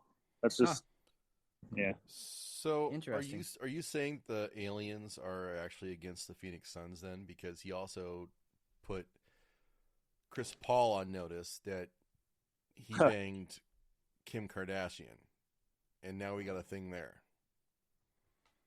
So here's the thing. I think all aliens are against all suns, right? I mean, the suns destroy planets. Yeah. Point taken. All right. So I think that's where that's coming. Again, another nail in the coffin of my alien versus human conflict going on inside of Ye, because I love Ye's music, especially his old stuff. For sure, his old stuff. Jesus Walks With Me might be the head of my sort of hip hop playlist that I was talking about earlier. I've been listening to that song so much, and I don't know if either of you have heard it, but I mean, there's some powerful shit going on in that song. Really powerful stuff. Just, about the social construct that we're all living in, and his battle to try and work his way up out of that. It's brilliant. It's absolutely brilliant. But that's the human side of him talking. That's not the alien side. The alien side is what he was talking about on Alex Jones, which is that we need to be okay with Hitler. I don't know. What a fucking nut. Either way, what a nut. So this week he lost. He's lost. He lost his shit. Period. He's lost Adidas. He's lost sponsorships left and right. He's obviously lost Kim, which it's obvious that he's just torn apart by that. Dude, what does that say? That someone as crazy as Kim Kardashian can't put up with your shit? Oh, yeah. Did you hear what she's getting for child care? Or no. $200,000 a month. Shut the front door. And she's a billionaire. That's just, there's something completely wrong about that. Agreed. Well, we're talking about billionaires here, so y'all fight it out. I mean, I'm just here with popcorn watching. But what judge wouldn't go, no, fuck off. You have plenty of money. Shut the fuck up. You don't need $200,000 a month. You're doing fine. Go away. No, well, he's a dad. He's a dad. He's going to have to pay. Period. And I don't have to tell you this, Hefe. I mean, courts are 99%, pro mother. I mean, they're just going to always default to the side of the mother. I mean, I have been in courtrooms where the mother has a drug problem. She's been abusive to her children. The dad has been a good dad. He's off drugs. He's been sober for 5+ years, but because he's been in prison before, the judge automatically sides with the mother, and she gets everything she wants. I've been in those courts, and so there's always this sort of the needle always is going to lean towards the mother. Not always, but most of the time, and that's tough. I mean that's tough. Hey, real quick about Chris Paul. Yeah, if you were, rich and famous, or just part of somebody's entourage or whatever, and you're in some club, and Kim Kardashian wants to suck your dick, are you going to be like, "Oh, I don't want to get on Kanye's bad side," or would you just do it? I'm getting blown by Kim Kardashian. You what? Sorry, I'm getting blown by Kim Kardashian. Okay. Okay, so I'm on the opposite end of that, and I'll tell you why. Only because I don't really find her all that attractive. I just don't. There's too much of everything. I find subtlety sexy as fuck. like understated makeup. Totally Hide your body and let me discover it for myself. I don't need you out there and being a Kim Kardashian. So I actually, that would enter my mind, and I'd be like, it's not worth it. But Really? But isn't No, yeah, there part absolutely. of you? Isn't there part of you that says, "Come on"? Oh, there's definitely She blew Pete Davidson. She blew Kanye. there's I'm a better big than both of those. Get on my hog. there is a big and growing part of me that would love that. I'm just saying that it would enter my mind. Now, would I eventually say no? Probably not. All right, Probably yeah, not. we're all in. I Okay. saw some Well, of the if you- stuff that she was wearing over this past week, and I'm like, wow. What God, the fuck yeah. are you doing? What Yeah. are you doing? She Yeah. put on a pair of jeans and a nice top, and She's stop her being own you. train wreck. She totally is. Dude, Well, when they got married, that was like, to me, that was like, they deserve each other. They should absolutely destroy one another. And I mean, I'm actually surprised that Kim ended up winning that battle, that battle of egos. I mean, Kanye, she broke him. That's I crazy. think she absolutely did, because he wasn't Yeah. as big a whack job as he is now then. No, that's what I'm saying. It was She- absolutely. I fully agree Yeah. with you. Fully agree with you. She encouraged the alien. Can I ask you guys something? Of Mhm. course. I'm gonna anyway. So as a human being, as a father, right? And Fitz, I want you to put yourself in this guy's shoes. If you have girls and your girls gravitate towards being cheerleaders and being this under like 10, 12, 14, 16-year-old cheer, their whole thing, like, you may have been like, ours was football, we might have played soccer, football, baseball, all those kind of things. But their thing is competitive cheerleading. Wouldn't you show up for them? Oh, absolutely. Every time. If for no other reason than to just like beat the boys off with a stick. Right. Yeah. Okay, good. What about you, Hefe? Did you say would I show up to their competitive events? Yeah, to their competitions, yeah. Yeah, I would. I mean, I wouldn't love it, but of You'd course still I would go support. and support them. Yeah. Yeah. Absolutely. So, at the place that we were doing, we had the volleyball tournament today. There was a competitive cheerleading thing, and you see all of these girls. They're all going out there. We're talking from 10 to, or actually younger than that, probably 7 or 8 to maybe around 16. They're all going out there to compete, and they're all going out there to just fucking, I guess, bring it on, as the movie was, right? I think there was a movie called Bring It On, right? Okay. Yep. And I didn't see any dads out there. And you know what? Seriously, guys, if you've got girls and You gotta go. they like that shit, fucking go and support them. Don't be a fucking chicken shit. Don't leave it just Absolutely. up to your wives. Okay. Absolutely. Hold on. I want to throw in one other little wrench in that. What if all those guys are court ordered to stay away from, cheerleaders by like 10 miles? Yeah, that might be, but how many people per capita? Okay, Right? I saw 1 in 10, maybe. 2 dads. I gotta okay? go. All right, All right, Hefe. man. Later. All right, see ya. 2 dads. Okay. Yeah. Walking around with their girls, and that was like, I'm like, I mean, I don't say this enough. I love my boys. Yeah. I am very lucky to have boys. I always wanted to have boys. I got boys. They're both very, very different boys, right? They're very different kids. They're Very They're different. unique. Yeah. They're their own men. Yep. I have absolutely zero doubt that if I had girls and they really wanted to be involved in competitive cheer, I would still fucking go. So anybody out there who's listening to us, man up and go to your girls' competitions, go to their theater events. If they're doing some kind of beauty queen stuff, go there. There's no reason you shouldn't support that stuff too. I debated whether I was going to say anything about it. No. The Kanye and the dad stuff got me, and I'm like, you know what? I'm all in. So Yeah, that no, pissed me I'm off today. I'm glad you did say that. 100% agreed. Part of being a dad and being a father, let's not say dad, father, Yep. Is Because is that's showing broad. up. Yep. Right. You got to show up. And especially you got to show up for your little girls, because if you don't show up, they're going to find the wrong fucking guys to be around. But if you show up, they're going to look for a guy like you. They're going to say, I want someone who supports me. I want someone who's going to love me unconditionally. I want someone who's going to listen to me no matter what.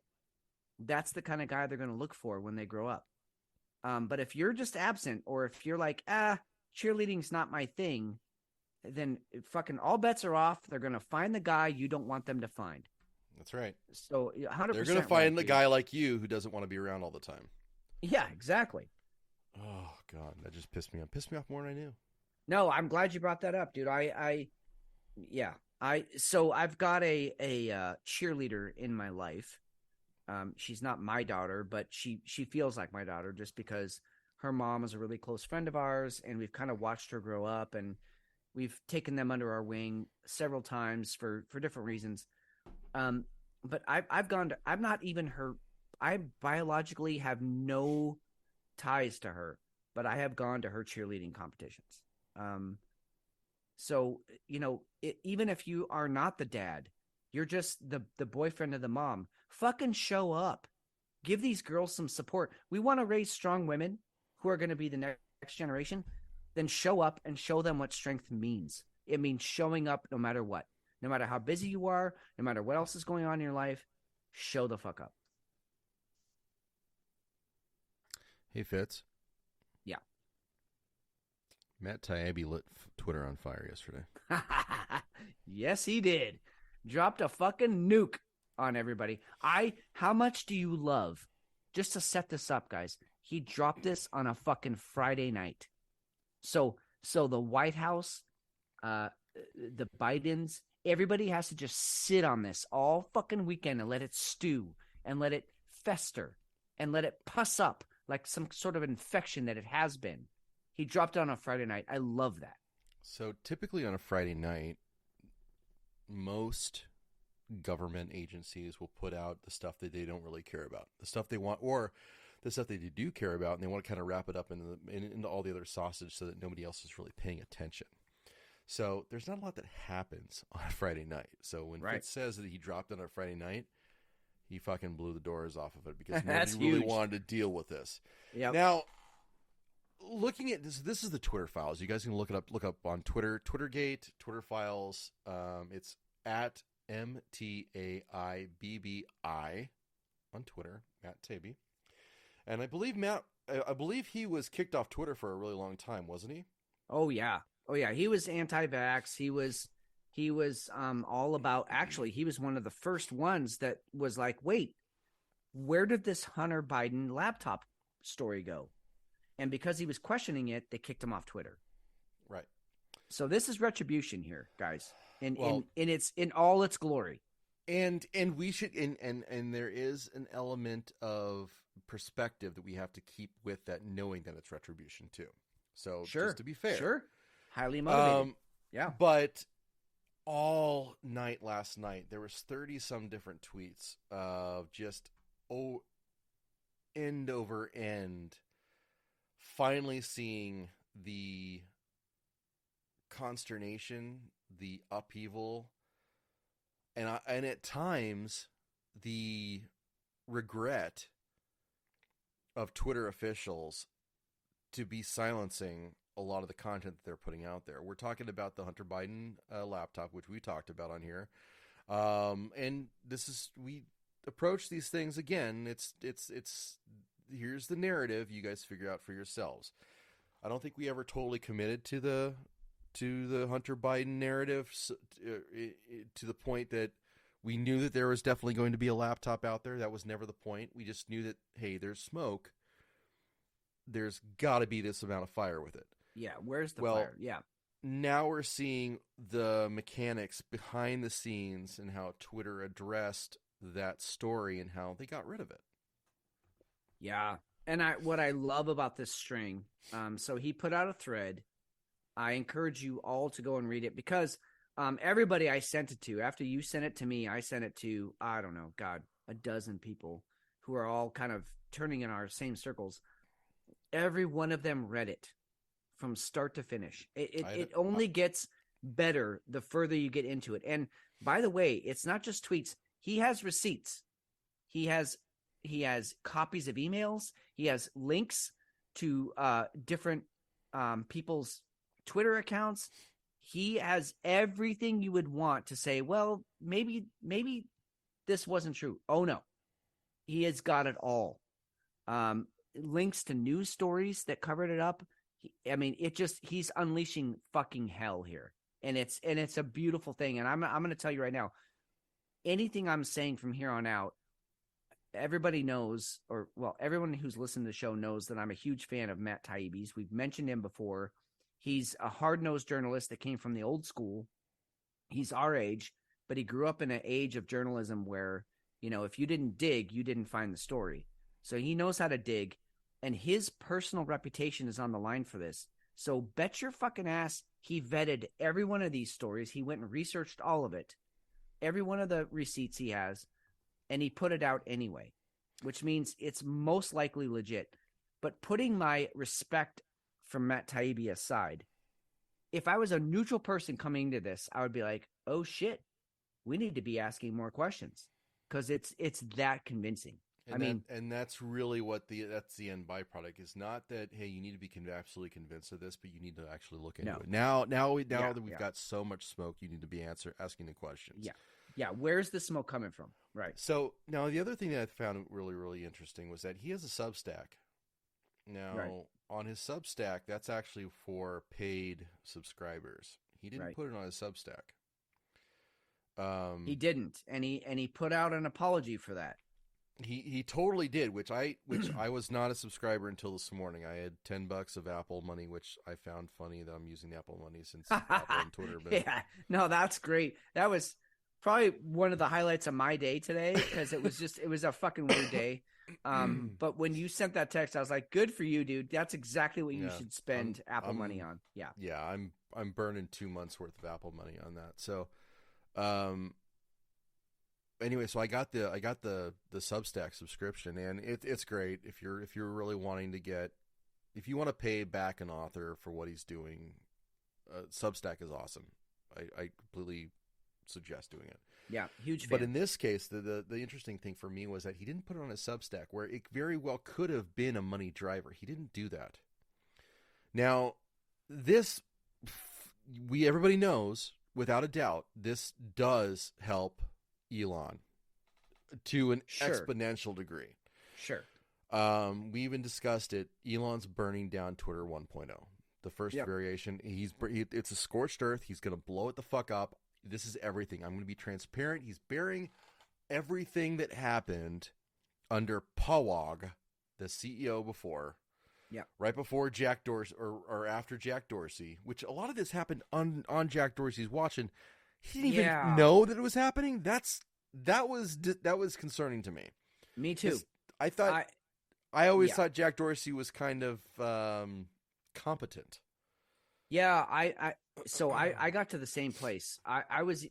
You have to go one of two ways. One, Jack Dorsey, he knew this was happening, and he's a piece of shit for letting it happen. Or he was so completely incompetent, he had no idea.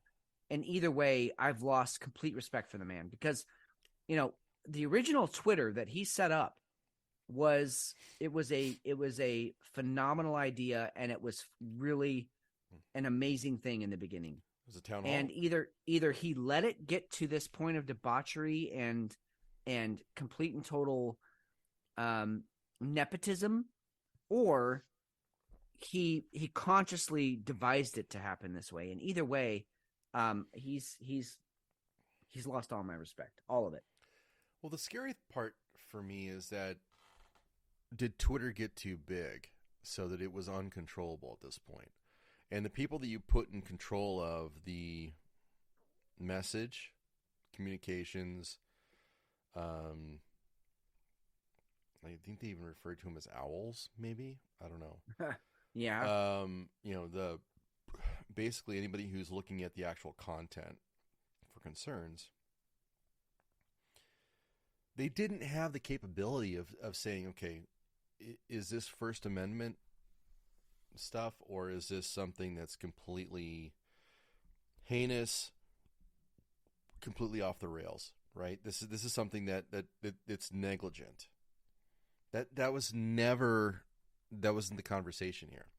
Rather, they wanted to go ahead and look at it from the standpoint of the whole Hunter Biden story the New York Post put out. They wanted to look at it as they were judging the Post. It's not their job at that point. If the New York Post is wrong, they hang themselves. I mean, Yep. Then everybody goes out and does their due diligence and says, hey, you're fucking wrong. Yep. You're overstep your boundaries as a company. You're a tool. Yep. If somebody's using the tool inappropriate, porn, hate speech, okay, I can see you.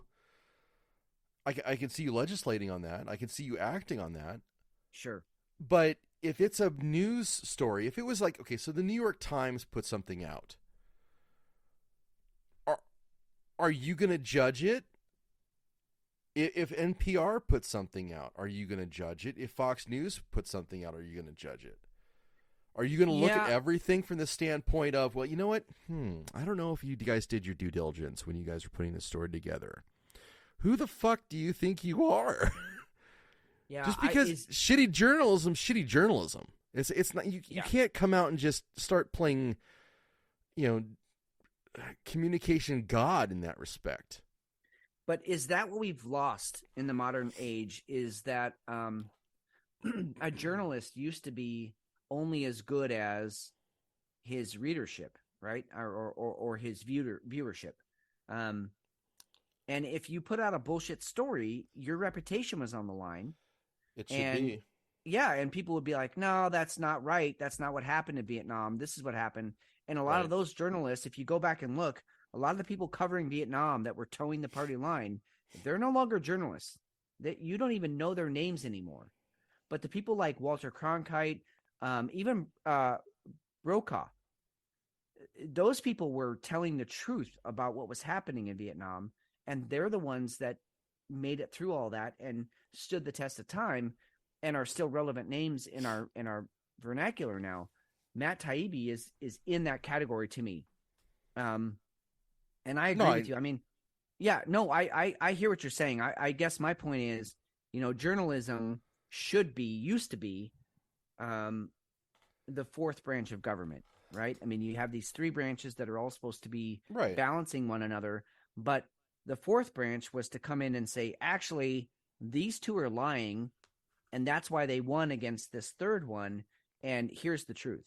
It actually is, but yes. Twitter is not that. Twitter is a tool. Okay. It is a piece of software. It should have zero to do with saying whether your message is on or off key.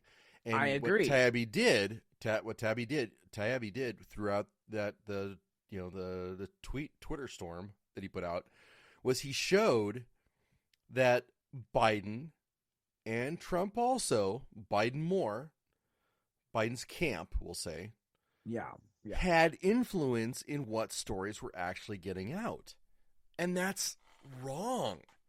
Including burying the Hunter Biden laptop story before the 2020 election. So if you want to ask, were Russians involved in influencing the elections? Maybe. Was Twitter involved in influencing elections? Absolutely. That's the bombshell of this story. I have absolutely no doubt that there was Russian collusion in Facebook, and I have no doubt that there was collusion with Twitter in the election. Absolutely. Both of them were absolutely corrupt. It's out there, and you know what's crazy is that Matt Taibbi, he put out an email to all of his Substack readers and said, hey, I'm sorry that I didn't release this on Substack. I had to do it on Twitter because it was too big. But part 2 is still yet to drop. So this is not the end of it, guys. This is the beginning. All the receipts, all the emails, everything that's out there that really influenced maybe your vote, but definitely someone their vote in the 2020 election. that the Hunter laptop was part of a Russian conspiracy. No, it's a real thing. It's out there. There's child porn on it.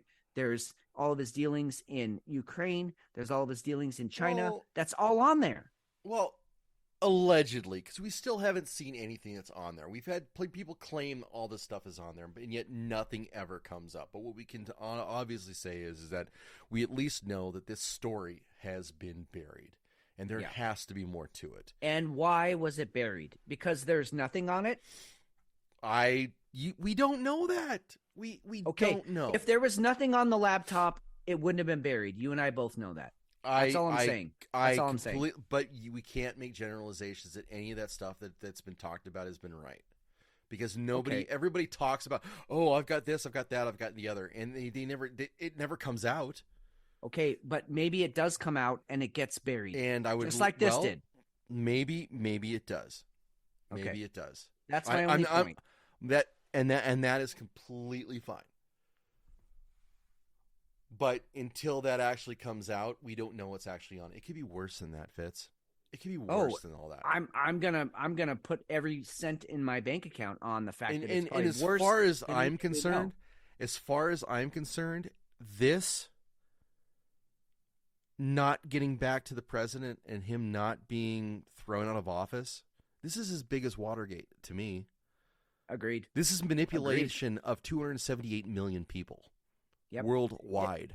Dude, it might even be bigger, because what Nixon did was spy on an enemy campaign.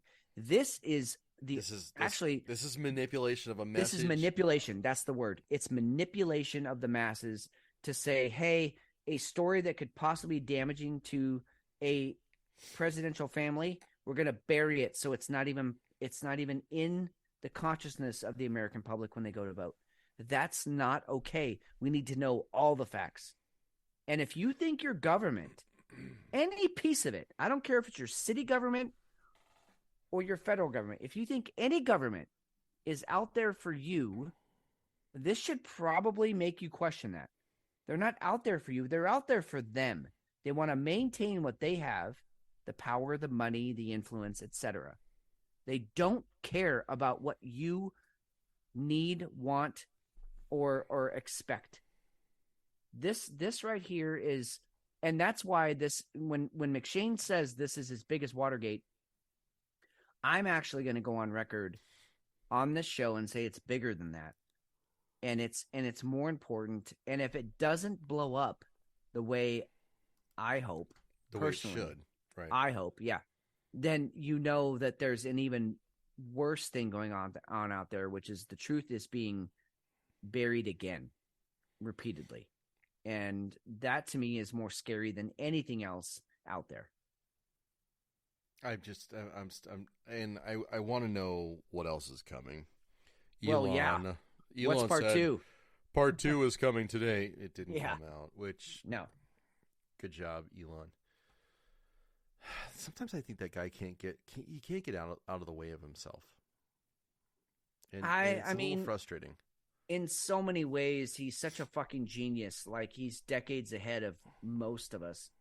In other ways, he's just a jackass. And then he's socially inept, which, honestly is he's a person on the spectrum, which he's admitted to. He has Asperger's. And so social cues, he has no fucking clue. You talked about science, physics, politics, all that shit that, you can break down into scientific terms. He's way ahead of all of you. And so it's a weird imbalance for him. And yet right now he's person of the year. Oh. Right. I mean, he has fucked so much shit up that needed to be fucked up. He is my time person of the year. And I think you're and just thank you for bringing it back to that, because truly that is that's probably the biggest takeaway that we really should have. He's burning down Twitter to build it again. Yep. This is scorched earth theory that's happening. Yep. He's going to burn everything down, show this is what it was. This is the bullshit that happened before. And now I'm going to try and make it better. Now, I even put this out on Twitter on the Whiskey Hill feed, was that his true test is not this. This isn't it. His true test is to be a voice of reason and to make sure the pendulum doesn't swing from the left all the way to the right. Yeah. Because unless he keeps balance, which good luck. Yeah. It's going to be incredibly difficult for him to be able to keep a quote unquote fair and just platform, which truly there should be very little moderation that's happening. Yeah.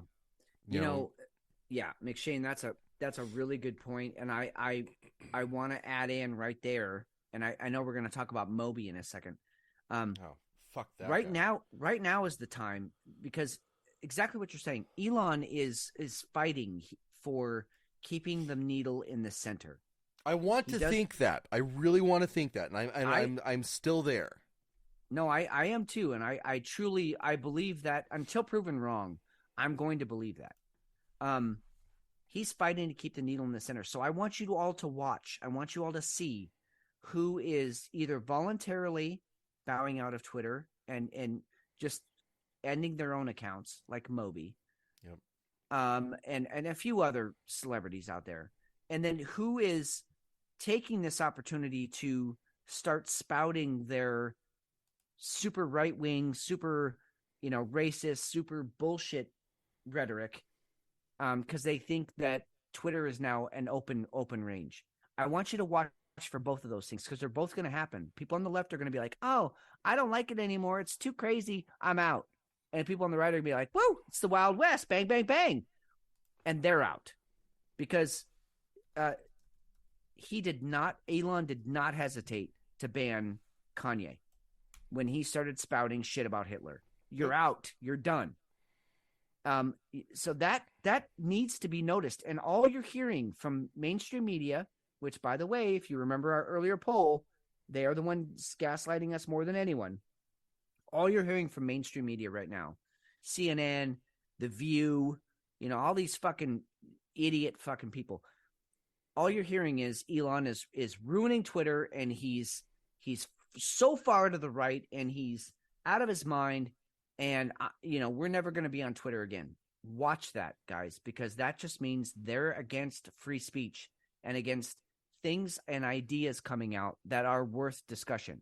Now, they are against hearing anybody but their own ideas. That's right. And I mean, if you have an idea about how Hitler, is really a good person and he just got misrepresented in the media, I don't want to hear that. I mean, so guess what? I'm not going to follow you. I'm not going to read that tweet. I'm done with you.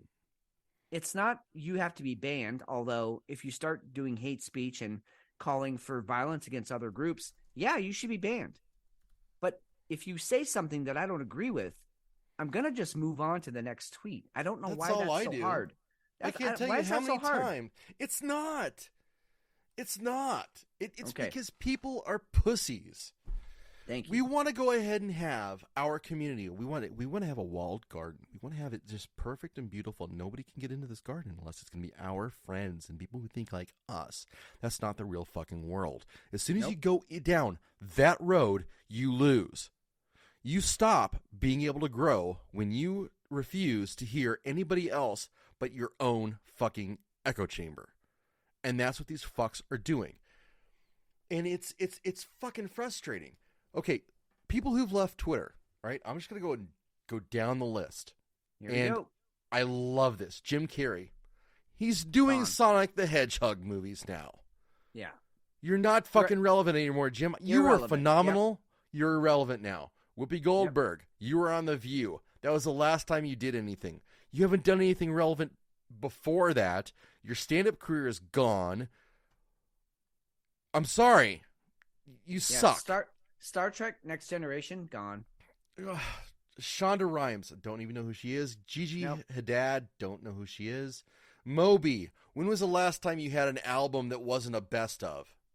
Yeah, seriously, dude. I used to love Moby, but fuck that guy.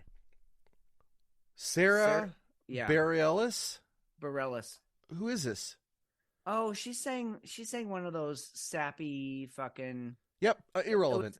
Yeah. Tony Braxton. gone. She was hot at one point in time. She hasn't been relevant in about 13 years, 15 years. Ken Olin, who the fuck is this guy? You know what I find funny is who was it? Was it CBS that was like, "Hey, we're gonna not be on Twitter anymore because." And they were back in under 24 hours. Yeah, so I want to see how long these fucking idiots last because Twitter is still relevant. We're It's talking still about relevant. Yes, we're talking about maybe 100 celebrities. 278 million eyes. Why Right. would you cut yourself off from that? Most you know what of you the want to do? people- Yeah. Fight the man then. Yeah. Okay? Pull a public enemy. Fight the power. Yep. You can Exactly. get if you are as so wrapped up in the left and you can't hear the right and you're self-righteous and you think that you should have your day, why would you fucking leave unless you're just a gigantic pussy who has no view anyway? Yeah. I mean, all that tells me is what your stand for is not worth fighting for. Jack White. You'd rather run. Jack White. I don't even know what to do with this. There's rumors he's banged his sister. He's left Twitter. Kellen, the true duck man. Who the fuck is this? I don't know. And by the way, his sister was always his wife. They just called themselves his wife? brother and sister. Yeah. That's weird. Yeah, it is weird. That's weird. Yeah. I thought she was kind of cute though. Oh yeah, no. They were married and then they got divorced. But definitely not his sister. Anyway, Alex Winter. David Simon. Here's the thing. All these people are irrelevant to society if you have the majority of society in this town hall, this digital town hall, and we're all having a discussion and you're like, well, I don't like the discussion. I'm out. Great. I didn't want you here in the first place, you idiot. Well, and you just gave up your place. Yeah. Exactly. You are irrelevant. Yeah. If you wanted to be a figurehead, if you wanted to be somebody who had a purpose, a voice, you wanted to be a leader, you just gave that up. So, to me, I hope your career fucking ends. And I hope you're done and you just crawl into a hole. Whoopi Goldberg, watch your old videos. I hope you enjoy Ghost. You're really good on, what was the comic Live Aid with Whoopi, Yep. You know what I'm talking about? Yeah. Those were great. Loved you. You're fat. Yeah, and you were really funny as a comedian. I loved her as Guinan on Star Trek. I mean, great. But yeah, I mean, and here's the other thing is what is a little concerning about all this. And I was kind of making this point earlier, but I'll just say it straight up. Watch for the people leaving, and then the people coming back who are trying to insert themselves and their political views, their sociological views, their moral views on Twitter, because by Elon controlling the needle to the middle, at least that's what I want to believe right now that he's doing. But by forcing it to stay in the middle, that puts the responsibility back on us as Twitter users, as viewers of mass social media, to filter out and discern what I want to see, what I don't want to see. Because if you start listening to this strong right hand rhetoric that's coming back and is being allowed to have a voice again, and you give them too much attention, that's going to fester also, just like the left did under Jack and Parwag and all them. So a word of caution here, everyone, stay as neutral as you can. I understand maybe you see yourself as a lifelong Democrat. Maybe you see yourself as a lifelong Republican. Okay. I allow you that identity, of course. What I caution you of, though, is to completely ignore the other side, because the other side is actually saying some things that are right too. Yeah. They're saying a lot of shit that's wrong, but some of it's right. And we need to We need to give everybody a voice to a point of reason, not to the point of violence or advocacy of violence, but to the point of let's hear their ideas and let's argue against them. And if they're dumb ideas, they'll go away. If they're great ideas, they'll live on. Period. Or we take some on the left, we take some on the right, we come up with some really good shit. I would love that. I would love that. That's where I am at. I have things I love about the left. I have things about the right I love. Could we make that into a third, somewhat influential party? Probably not ever, but that's what I would like. Yeah, but utopias. It's a thing. It could happen, right? We gotta work for the best we can do. Dude, I'm not sure there's enough beer in my fridge to make that happen. You know what though? We have some cool shit coming up, and let's do it. It's gonna make it all better. Let's do it. All right, let's throw it out to our sponsors real quick, and we'll get some cool shit and wrap up the show. Fitz, tell me about the warp drive. All right. Well, okay. First of all, let's start off this conversation by saying I am not a mathematician, nor am I a physicist. However, I have a complete nerdist, geekist view of these things. I'm a huge fan of Star Trek. I'm a huge fan of Star Wars. And basically all things sci-fi, especially when it has to do with space. And one of the things that, the two most popular of those is Star Trek and Star Wars. They both, Star Trek had warp drive and Star Wars had, light speed. And even Spaceballs, they made fun of it, but they could go, plaid speed. So it's always been a dream of humans to be able to go, if not the speed of light, faster than the speed of light. And for those of you who don't really study physics, the speed of light is supposed to be the maximum speed that anything can travel in this reality. 186,000 miles per second, roughly, in a vacuum. So this Mexican physicist, mathematician, came up with a equation for making this happen back in I believe in the 70s, maybe 80s. 1994, when Mexican mathematician Miguel 90s. Alcubierre. Yeah, okay. So he came up with this equation, and everyone was like, well, it's not going to work for this number of reasons. Well, skip ahead, 20 years, almost 20 years, and here we are, and people are like, actually, he was onto something. We may be able to form this real-world warp bubble, because the problem is, and this is I'll just take it down to like real-world physics. One of the problems, if you look at all the supercars in the world, they top out at around 220 to 230 miles an hour. They might reach 0 to 60 faster and faster every year, but they just don't get over 220 miles an hour. Why is that?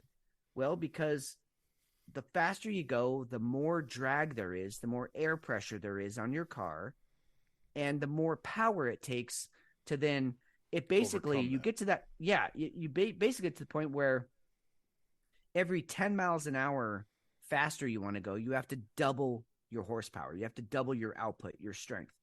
And so you just get to a point where you just can't do that anymore. There's no, 5,000 horsepower engine you can put into a car that can propel it to 350 miles an hour. Now, Formula One's a little bit different because those cars are like basically spaceships on the ground. But even they top out, I think they top out at like 270. And they're extremely aerodynamic with huge engines. So the problem has always been, okay, you want to get to the speed of light, you have to somehow get rid of the drag. Because even out in the vacuum of space, there's still drag. There's dust, particles. There's still a minute amount of air. Right. And you just have to keep doubling your output every, million miles per hour, whatever it is. Well, they've now discovered they found that in that equation, there's such thing as a warp bubble, which basically creates a perfect vacuum around your vessel in which you can then add limited propulsion to, and it will just constantly increase your speed to the point that you get to the speed of light. And I found the article. I found it fascinating that they're even getting to that point where they're like, yeah, it's possible. Because all I've ever heard is it's impossible. I mean, it's science fiction. It's fun to think about, but we could never do it. Now they're like, actually, the equations exist. Maybe it can happen if we've got enough power to do so it. how do we make this happen? So that's basically what this article is about. I encourage you to read it. It's written, for the layman. It's not, they don't use a lot of high academic terms in it. You can read it and understand what's going on. But I there's a real chance here that we could reach, warp speed, light speed, whatever you want to call it.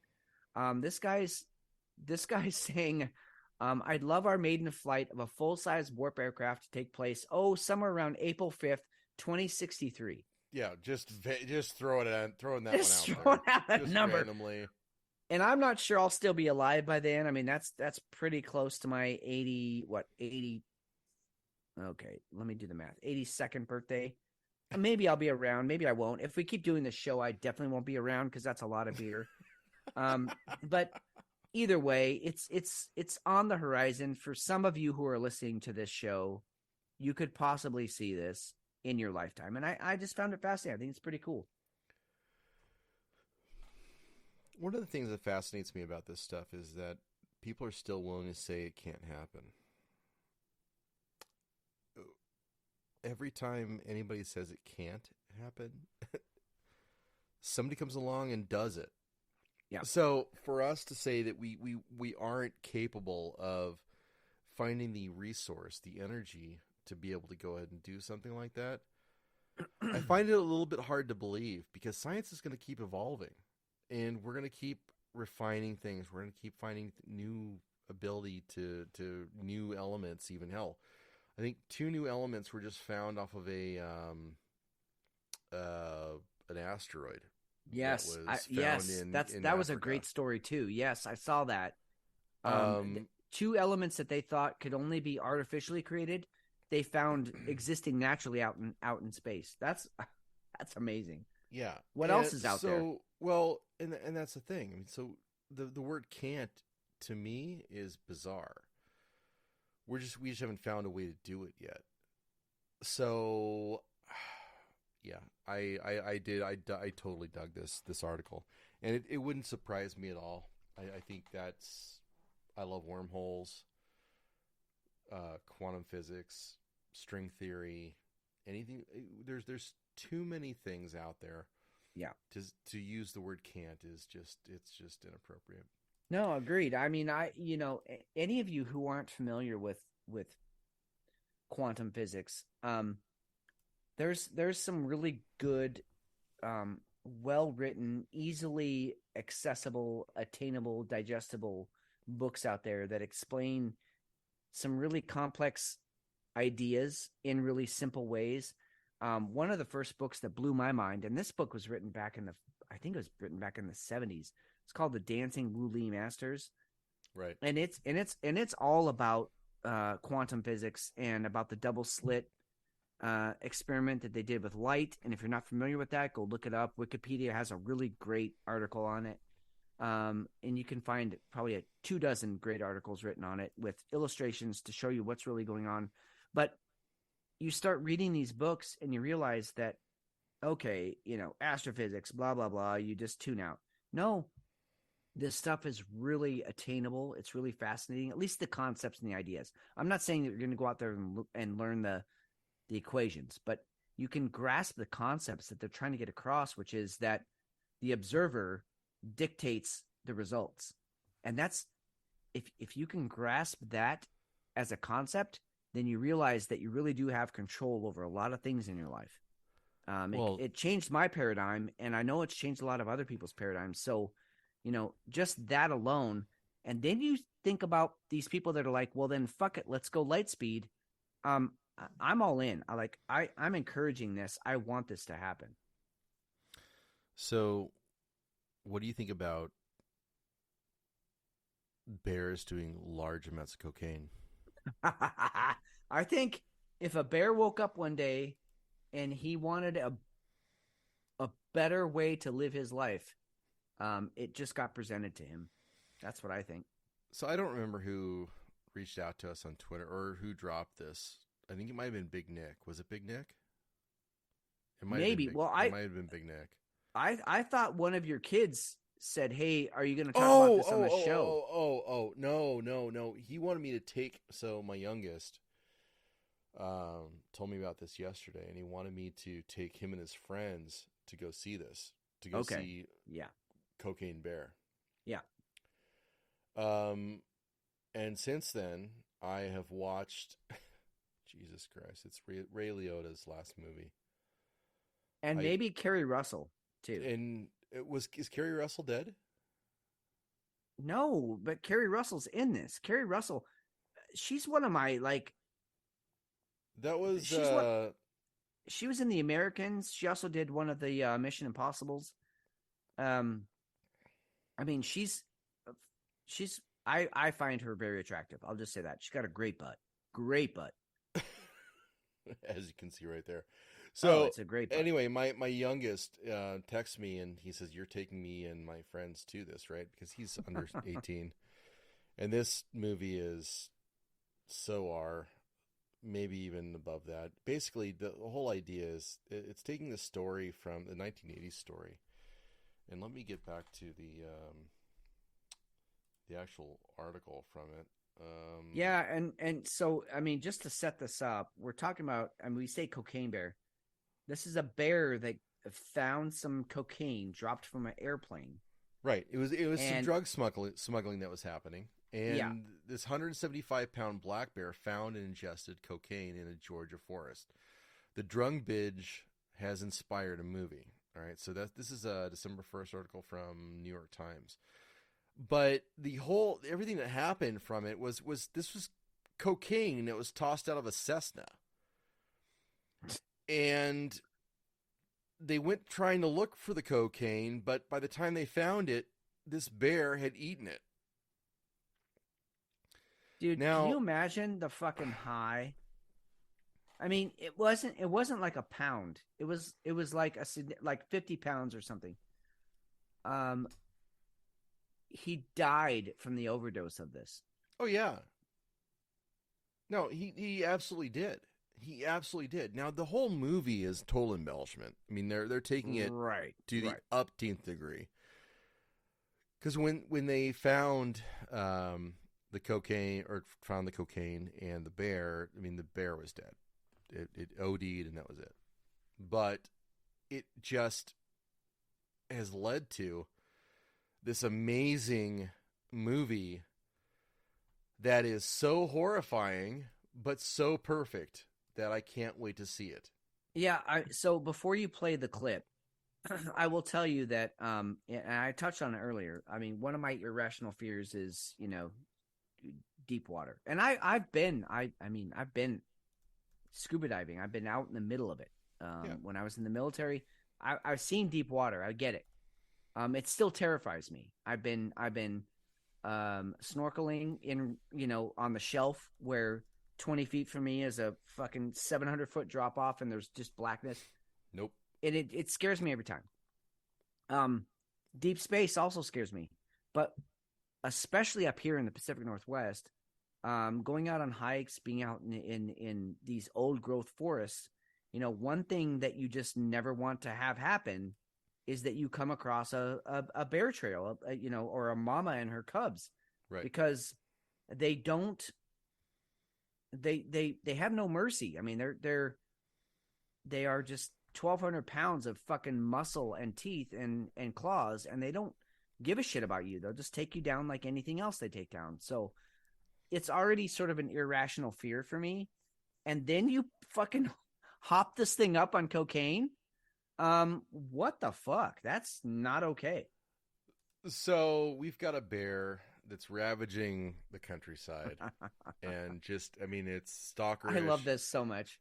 And it's got this really, Ray Liotta is just out of his fucking gourd.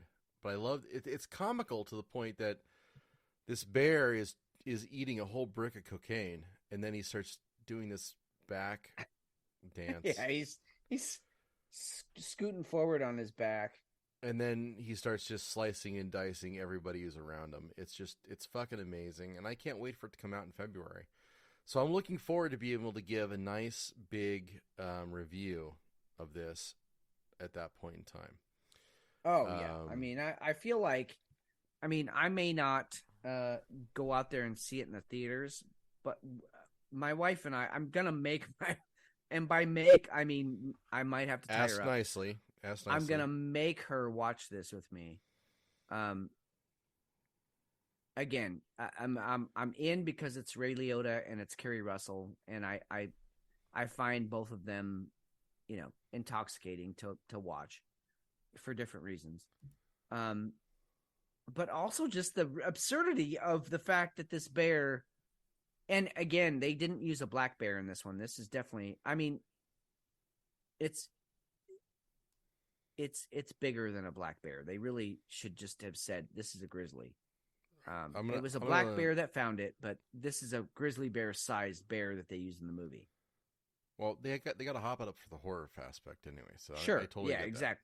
Right, I mean, black bears are not as scary. They only weigh like maybe 300 pounds at the top end. And this one is only 175, the actual one. So right, which is me plus 10 pounds.